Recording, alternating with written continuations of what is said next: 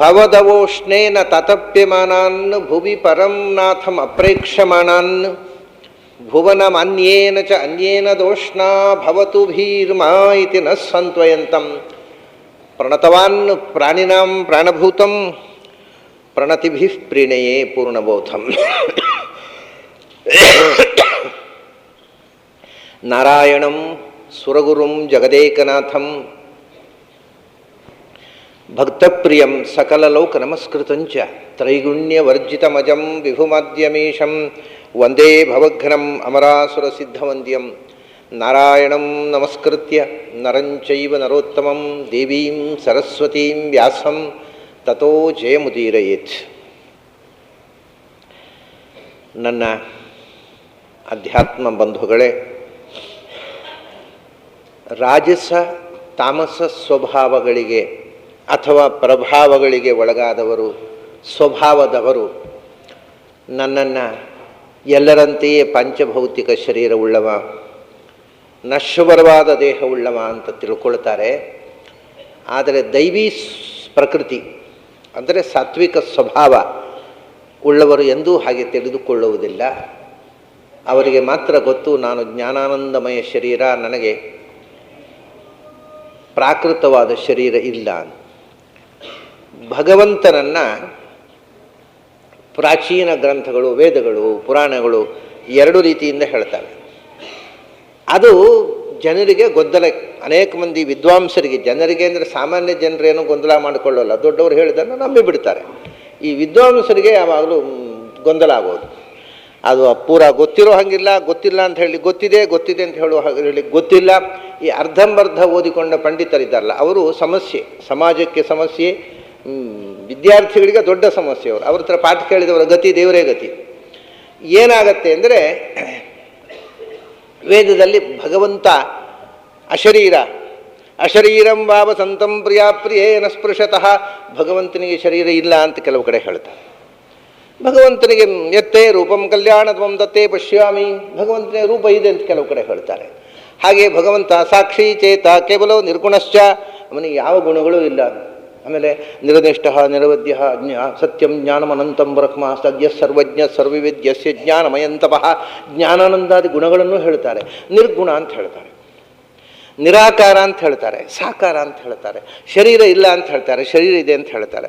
ಇದೆಲ್ಲದರಿಂದ ಅನಂತರದ ಈ ಉಪನಿಷತ್ತಿನ ವೇದಕಾಲದ ಒಂದು ಅಧ್ಯಯನದ ಉಪಾಸನೆಯ ಪರಂಪರೆ ಕಳಚಿ ಹೋದಾಗ ಈ ಎಲ್ಲ ವಾಕ್ಯಗಳು ಹೊಸತಾಗಿ ಕಂಡವು. ಇದಕ್ಕೆ ಏನು ಅರ್ಥ ಅನ್ನೋ ಗೊಂದಲ ಬಂತು. ಆ ಗೊಂದಲದಲ್ಲಿ ಅವರವರಿಗೆ ತೋಚಿದಂತೆ ಅವರವರು ಅರ್ಥ ಬರೆದರು. ಒಂದು ವಾದ ಬಂತು, ಭಗವಂತನಿಗೆ ಆಕಾರ ಇಲ್ಲ, ನಿರಾಕಾರ, ಭಗವಂತನಲ್ಲಿ ಯಾವ ಗುಣಗಳೂ ಇಲ್ಲ, ಅವನು ನಿರ್ಗುಣ, ಅವನು void of all attributes, bereft of all attributes, ಯಾವ ಧರ್ಮಗಳೂ ಇಲ್ಲ, ಅದು ಧರ್ಮಶೂನ್ಯವಾಗಿರತಕ್ಕಂಥ ಒಂದು ಅಸ್ತಿತ್ವ ಅಂತ. ಅದಕ್ಕೆ ಆದ್ದರಿಂದ ಯಾವ ಧರ್ಮವೂ ಇದೆ, ಅದಕ್ಕೆ ಶರೀರ ಇರೋದು ಸಾಧ್ಯ ಉಂಟ ಅಂದ. ಅದಕ್ಕೆ ಶರೀರ, ದೇಹವೂ ಇಲ್ಲ, ಆಕಾರವೂ ಇಲ್ಲ, ಯಾವ ಧರ್ಮಗಳು, ಯಾವ ಕ್ವಾಲಿಟೀಸೂ ಇಲ್ಲ. ಅದು ಎಲ್ಲಿ ತನಕ ಅತಿವಾದ ಹೋಯಿತು ಅಂದರೆ, ವೇದದಲ್ಲಿ ಮತ್ತೆ ಸತ್ಯಂ ಜ್ಞಾನಂ ಅನಂತಂ ಆನಂದಂ ಬ್ರಹ್ಮಣ, ಭಗವಂತ ಸತ್ಯ ಸ್ವರೂಪ, ಜ್ಞಾನ ಸ್ವರೂಪ, ಆನಂದ ಸ್ವರೂಪ ಅಂತ ಹೇಳಿದ್ರು. ಸತ್ಯ ಸ್ವರೂಪ ಅಂದರೆ ಸತ್ಯ ಸ್ವರೂಪ ಅಂತ ಅರ್ಥ ಅಲ್ಲ, ಅಸತ್ಯ ಅಲ್ಲ ಅಂತ ಅರ್ಥ. ಜ್ಞಾನ ಸ್ವರೂಪ ಅಂದರೆ ಜ್ಞಾನ ಸ್ವರೂಪ ಅಲ್ಲ, ಅಜ್ಞಾನ ಸ್ವರೂಪ ಅಲ್ಲ ಅಂತ ಅಷ್ಟೇ ಅರ್ಥ. ಇದು ಫಿಲಾಸಫಿಯಲ್ಲಿ ಬೆಳೆದು ಬಂದ ಒಂದು ವಾದ. ಆದ್ದರಿಂದ ಅನಂತ ಅಂದರೆ ಅನಂತ ಹೌದು ಅಂತ ಅರ್ಥ ಅಲ್ಲ, ಅಂತ ಇದ್ದದ್ದು ಅಲ್ಲ ಅಂತ ಅಷ್ಟೇ ಅರ್ಥ. ನೆಗೆಟಿವ್ ಕ್ವಾಲಿಟೀಸ್ ಮಾತ್ರ ಇರ್ಬೋದು ಹೊರತು ಪಾಸಿಟಿವ್ ಕ್ವಾಲಿಟೀಸ್ ಯಾವುದೂ ದೇವರಲ್ಲಿ ಇಲ್ಲ ಅಂತ ಒಂದು ವಾದ ಬೆಳೆಯಿತು. ಈ ವಾದವನ್ನು ಪ್ರಾರಂಭ ಮಾಡಿದವರು ಇವತ್ತು ಭಾರತದಲ್ಲಿ ಸರ್ವತ್ರ ಪ್ರಖ್ಯಾತರಾದ ಶಂಕರಾಚಾರ್ಯರು. ಅವನಿಗೆ ಯಾವ ಕ್ವಾಲಿಟೀಸು ಇಲ್ಲ ಅಂತ ಜನ ನಂಬಿದ್ರು, ಕೆನ್ನೆ ತಟ್ಟಿಕೊಂಡ್ರು. ಇವತ್ತಿಗೂ ಕೆನ್ನೆ ತಟ್ಟಿಕೋತಾರೆ. ಯಾವ ಕ್ವಾಲಿಟೀಸು ಇಲ್ಲ ದೇವರಿಗೆ, ಜ್ಞಾನ ಇಲ್ಲ ಅಂತ ಹೇಳಿದ್ರು. ಅವರು ಒಪ್ಪಿಕೊಂಡ್ರು ಜನ. ಅವನಿಗೆ ಜ್ಞಾನ ಇಲ್ಲ, ಮತ್ತು ಜ್ಞಾನ ಸ್ವರೂಪ ಅಂದರೆ ಅಜ್ಞಾನ ಇಲ್ಲ ಅಂತ ಅಷ್ಟೇ ಅರ್ಥ, ಜ್ಞಾನ ಇದೆ ಅಂತ ಅರ್ಥ ಅಲ್ಲ. ಅವನು ಸತ್ತು ಅಂದರೆ ಸತ್ತು ಹೌದು ಅಂತ ಅರ್ಥ ಅಲ್ಲ, ಅಸತ್ತು ಅಲ್ಲ ಅಂತ ಇಷ್ಟೇ ಅರ್ಥ. ಸತ್ಯ ಹೌದು ಅಂತ ಹೇಳಬೇಡ್ರಿ, ಅದು ಕ್ವಾಲಿಟಿ ಅನ್ನೋದು ಪಾಸಿಟಿವ್ ಕ್ವಾಲಿಟೀಸ್ ಆಯಿತು. ಅಸತ್ಯ ಅಲ್ಲ ಅಂತ ಇಷ್ಟೇ ಅರ್ಥ. ಹೀಗೆ ಹೇಳಿದವರು ಅವರು. ಅನೃತ ಜಡ ವಿರೋಧಿ ರೂಪಂ ಅಂತತ್ರಯ ದುಃಖತಾ ವಿರುದ್ಧಂ, ಅನೃತ ಜಡ ವಿರೋಧಿ ರೂಪಂ. ಸತ್ಯ ಅಂದರೆ ಅನೃತ ವಿರೋಧಿ, ಸುಳ್ಳಲ್ಲ ಅಂತ ಇಷ್ಟೇ ಅರ್ಥ. ಜ್ಞಾನಸ್ವರೂಪ ಅಂತ ಅರ್ಥ ಅಲ್ಲ, ಜಡ ಅಲ್ಲ ಅಂತ ಇಷ್ಟೇ ಅರ್ಥ. ಜಡ ವಿರೋಧಿ ರೂಪಂ ಅಂತತ್ರಯ ಮಲ ದುಃಖತಾ ವಿರುದ್ಧಂ. ಆನಂದ ರೂಪ ಅಂದರೆ ಆನಂದ ರೂಪ ಅಲ್ಲ, ದುಃಖ ಸ್ವರೂಪ ಅಲ್ಲ ಅಂತ ಇಷ್ಟೇ ಅರ್ಥ. ದುಃಖ ಇಲ್ಲದೇ ಇರುವುದಕ್ಕೆ ಆನಂದ ಅಂತ ಹೇಳೋದು, ನಿಜವೇ ಆನಂದವೂ ಇಲ್ಲ. ಯಾಕೆಂದರೆ ಸಾಕ್ಷಿ ಚೇತ ಕೇವಲ ನಿರ್ಗುಣಶ್ಚ ಅಂತ ಶ್ರುತಿಯವರ ಕಿವಿ ಹೊಡಿತಾ ಇತ್ತು. ನಿರ್ಗುಣ ಭಗವಂತ, ನಿರ್ಗುಣ ಭಗವಂತ, ನಿರ್ಗುಣ ಅಂತ. ಆಮೇಲೆ ಅದೇ ರೀತಿ ಅಶರೀರಂ ಭಾವ ಸಂತಂ, ಭಗವಂತನಿಗೆ ಶರೀರ ಇಲ್ಲ. ಶರೀರ ಇಲ್ಲದಿದ್ದನ್ನು ಗುಣ ಇರುವುದೆಲ್ಲಿ ಅದು ಏನೂ ಇಲ್ಲ ಅಂದ. ಅವನು ಶರೀರ ಇದೆ, ಶರೀರ ಇಲ್ಲ, ಗುಣ ಇದೆ, ಗುಣ ಇಲ್ಲ. ಈ ಗೊಂದಲಗಳು, ಈ ವಿರುದ್ಧ ಧರ್ಮಗಳು, ಅದನ್ನು ಭಾಗವತದಲ್ಲಿ ಯಸ್ಮಿನ್ ವಿರುದ್ಧ ಗತಯೋಪ್ಯನಿಶಂಪತಂತಿ ಅಂತ ವಿರುದ್ಧ ಧರ್ಮಗಳನ್ನು ಒಬ್ಬನಲ್ಲಿ ಕೂಡಿಸಲಿಕ್ಕೆ ಬರುವ ಒಂದು ಸಂಗತಿ ಇದೆ, ಅದು ದೇವರು ಅಂತ ಹೇಳಿ. ಆದರೆ ಈ ಹುಳಿಲೇ ಇಲ್ಲ ಅನೇಕ ಜನ ಪಂಡಿತರು, ಇವು ವಿರುದ್ಧ, ಆದ್ದರಿಂದ ಯಾವುದೋ ಒಂದು ತಪ್ಪು ಒಂದು ಸತ್ಯ ಅಂತ. ಭಗವಂತನಲ್ಲಿ ಅದನ್ನು ಸಮನ್ವಯ ಮಾಡುವುದನ್ನು ಕೃಷ್ಣ ಇಲ್ಲಿ ತೋರಿಸ್ತಾ ಇದ್ದಾನೆ ನೋಡಿ. ಭಗವಂತನಿಗೆ ಶರೀರ ಇಲ್ಲ ಅಂತ ಹೇಳಿದ್ರಲ್ವ, ಅದನ್ನೇ ಹೇಳ್ತಾ ಇದ್ದಾನೆ ಕೃಷ್ಣ.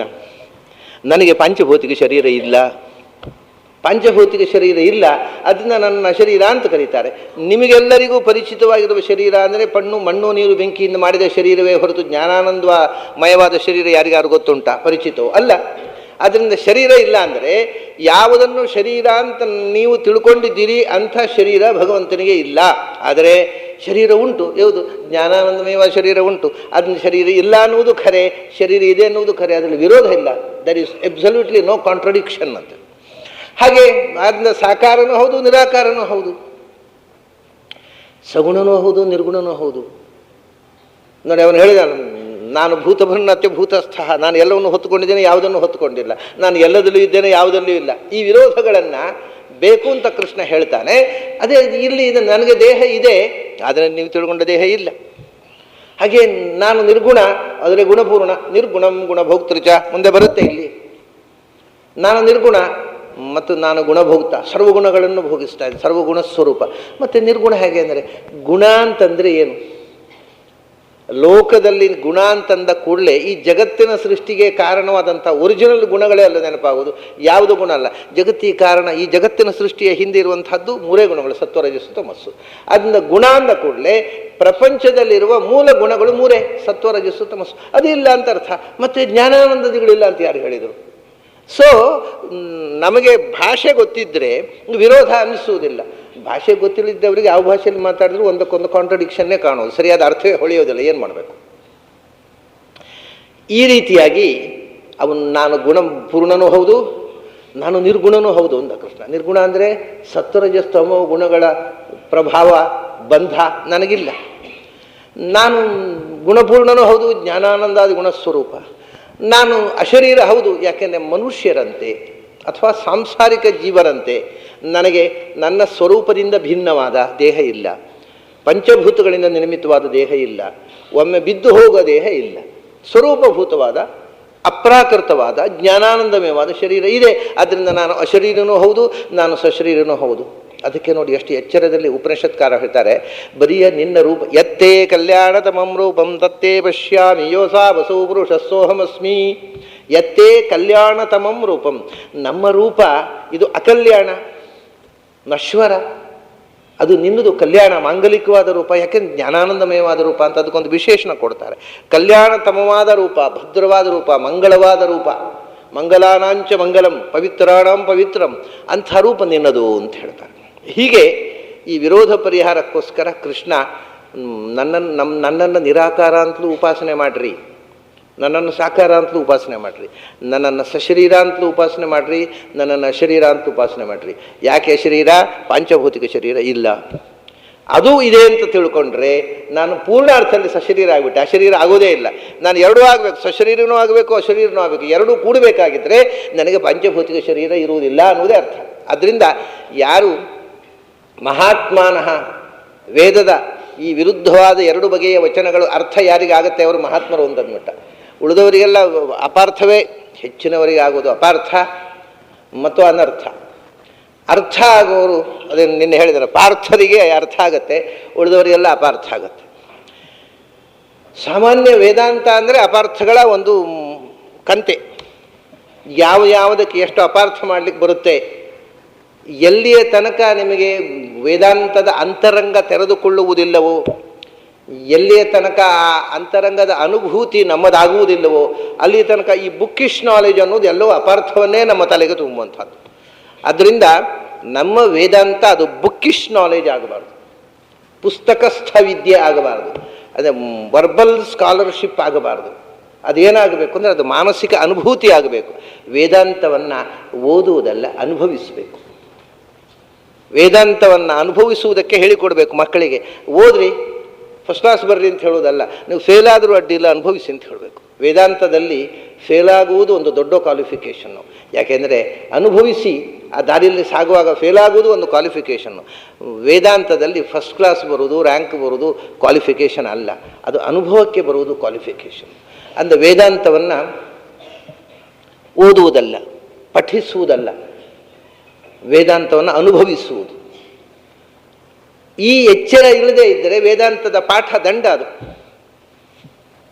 ಸುಮ್ಮನೆ ಎಲ್ಲ ಸಾಹಿತ್ಯವನ್ನು ಓದಿದ ಹಾಗೆ, ಅಲಂಕಾರ ಶಾಸ್ತ್ರ, ವ್ಯಾಕರಣ ಶಾಸ್ತ್ರ ಓದಿದ ಹಾಗೆ ವೇದಾಂತ ಶಾಸ್ತ್ರ ಪಾಠ ಆಯಿತು. ಏನು ಪಾಠ ಆಯಿತು?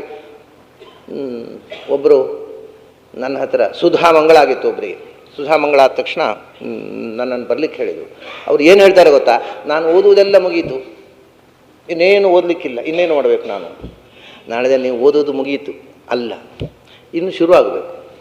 ಏನೂ ಆಗಿಲ್ಲ, ನಿಮಗೆ ಸುಧಾಮಂಗಳ ಆಯ್ತಲ್ವ, ಇನ್ನು ನೀವು ಓದಲಿಕ್ಕೆ ಶುರು ಮಾಡಬೇಕು. ಇಷ್ಟವರೆಗೆ ಆದದ್ದು ಏನೂ ಅಲ್ಲ.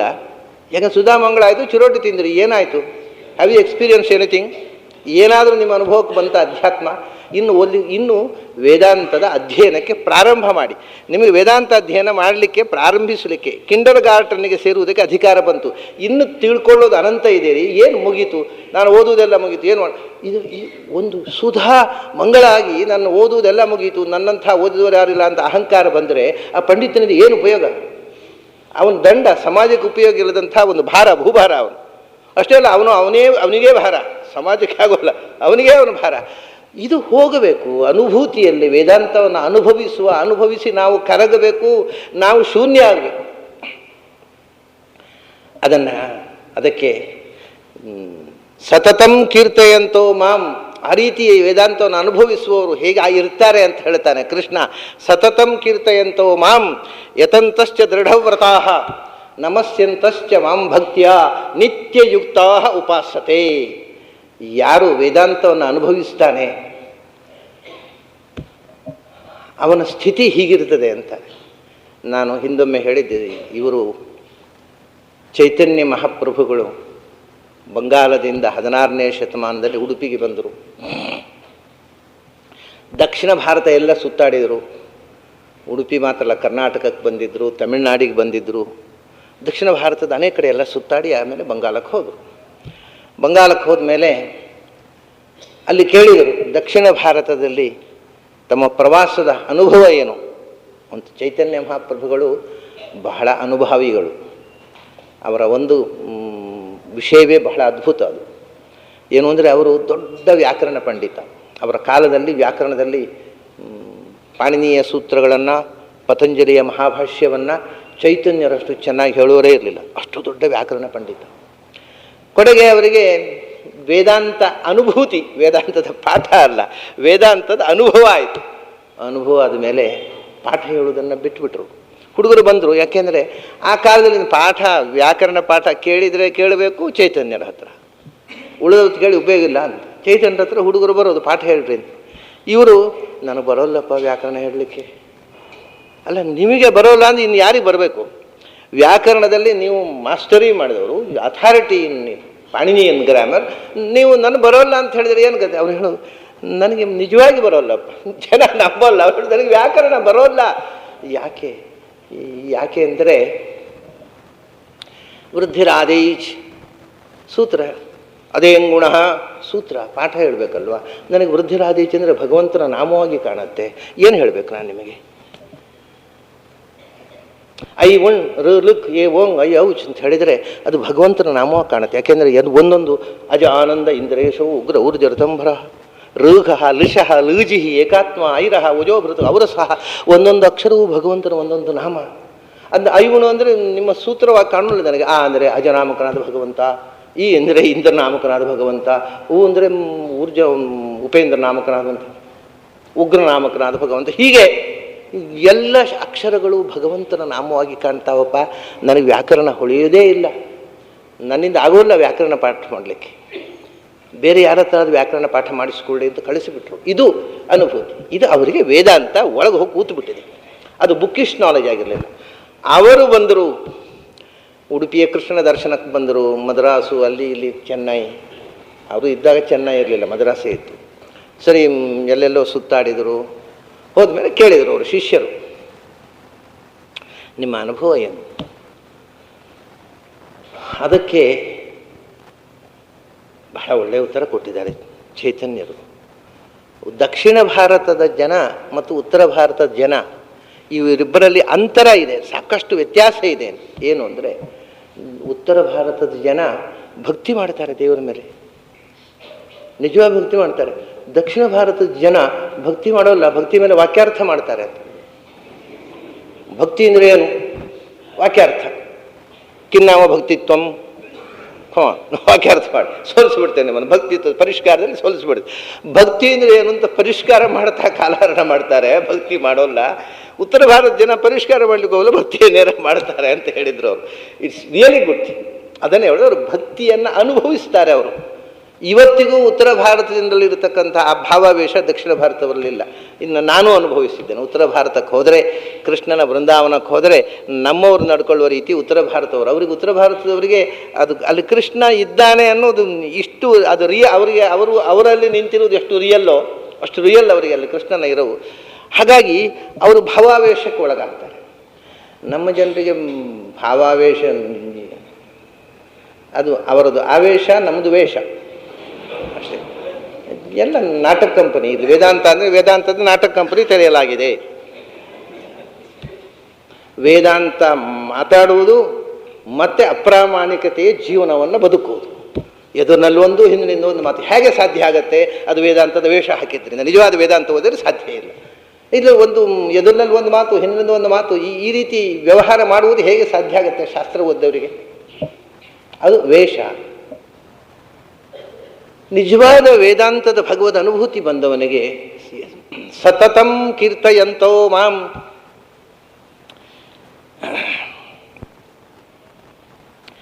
ನಿರಂತರವಾಗಿ ನನ್ನನ್ನು ಕೀರ್ತನೆ ಮಾಡ್ತಾ ಇರ್ತಾರೆ ಅಂತ. ಸತತಂ ಕೀರ್ತಯಂತೋ ಮಾಂ, ನಿರಂತರ ನನ್ನ ಕೀರ್ತನವೇ. ಯಾಕೆಂದರೆ ಅವ್ರು ಏನು ಮಾತಾಡಿದ್ರು ಆ ಮಾತಿನ ಹಿಂದೆ ಭಗವಂತನ ಚಿಂತನೆ ಇದೆ. ಅವರು ಆಡುವ ಎಲ್ಲ ಶಬ್ದವೂ ಭಗವಂತನ ನಾಮ ಅನ್ನೋ ಎಚ್ಚರ ಇದೆ ಅವರಿಗೆ. ಅಂದರೆ ಅವರ ಭಗವತ್ ಪ್ರಜ್ಞೆ ಎನ್ನುವುದು ಇಷ್ಟು ಗಾಢವಾಗಿದೆ, ಅವರು ಏನು ಮಾತಾಡಿದರೂ ಆ ಮಾತಿನ ಹಿಂದೆ ಭಗವಂತನ ನೆನಪು ಮಾಸುವುದಿಲ್ಲ. ಭಗವಂತನನ್ನು ಮರೆತು ಬರೇ ಪ್ರಾಪಂಚಿಕವಾಗಿ ಮಾತನಾಡುವುದೇ ಆಗುವುದಿಲ್ಲ ಅವರಿಗೆ. ಪ್ರಾಪಂಚಿಕವಾಗಿ ಮಾತನಾಡುವಾಗಲೂ ಅದರ ಹಿಂದೆ ಒಂದು ಭಗವತ್ ಪ್ರಜ್ಞೆ ಇರುತ್ತೆ. ಅದನ್ನೇ ಸತತಂ ಕೀರ್ತಯಂತಹ ಒಂದು ಭಗವಂತನ ಕೀರ್ತನೆ. ಅದು ನಾವು ಏನನ್ನು ಹೇಳ್ತಾ ಇದ್ರೂ ಅದರ ಹಿಂದೆ ಭಗವತ್ ಪ್ರಜ್ಞೆ ಜಾಗೃತವಾಗಿರುತ್ತೆ. ಈ ವಾಕ್ಯ ಸತತಂ ಕೀರ್ತಯಂತಹ. ನಾನೊಂದು ಬಾಲ್ಯದಿಂದ ಓದ್ತಾ ಇದ್ದೀನಿ ಈ ಶ್ಲೋಕವನ್ನು. ಅದು ಹೇಳೋದು, ನಾನು ಒಬ್ಬೊಬ್ಬ ಮನುಷ್ಯನ ಜೀವದ ಗತಿ ಈ ಶ್ಲೋಕ. ಸತತಂ ಕೀರ್ತನೆ ಹೀಗೇ ಅರ್ಥ ತಿಳ್ಕೊಂಡು ಕೂತಿದ್ದೆ ನಾನು, ನಿರಂತರವಾಗಿ ಭಗವಂತನ ಕೀರ್ತನೆ ಅಂತ. ನನಗೆ ಆಶ್ಚರ್ಯ ಅಂದರೆ, ನನಗೊಬ್ಬಳು ವಿದ್ಯಾರ್ಥಿನಿ ಇದ್ದಾಳೆ. ಅವಳು ಆಚಾರ್ಯ ಅದಕ್ಕೆ ಬೇರೆ ಅರ್ಥ ಮಾಡಬಹುದಲ್ಲ ಅಂದ್ಲು. ನನಗೆ ಏನಮ್ಮ ಅರ್ಥ? ತತಂ ವೀಣಾದಿಕಂ ವಾದ್ಯಂ. ತತ ಅಂತಂದರೆ ನಮ್ಮಲ್ಲಿ ಈ ತಂತಿವಾದ್ಯ ಅಂತೇನು ಕನ್ನಡದಲ್ಲಿ ಹೇಳ್ತೇವೆ, ವೀಣೆ, ತಂಬೂರ, ಅದೆಲ್ಲ ತತ ಅಂತ ಸಂಸ್ಥೆಯಲ್ಲಿ ಹೇಳೋದು. ಸತತ ಅಂದರೆ, ಈಗ ನಮ್ಮ ದಾಸರುಗಳು ತಂಬೂರಿ ಹಿಡಿದು ಕೀರ್ತನೆ ಅಂತ ಭಗವಂತ ನಾಮಕೀರ್ತನೆ ಮಾಡಿದರು.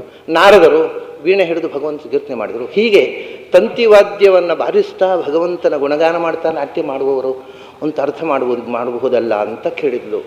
ನನಗೆ ಖಂಡಿತು, ಅಮ್ಮ ನೀನು ನನ್ನ ವಿದ್ಯಾರ್ಥಿನಿ ಅಲ್ಲ, ನೀನು ನನ್ನ ಗುರು ಅಂತ ಹೇಳಿದೆ ನಾನು.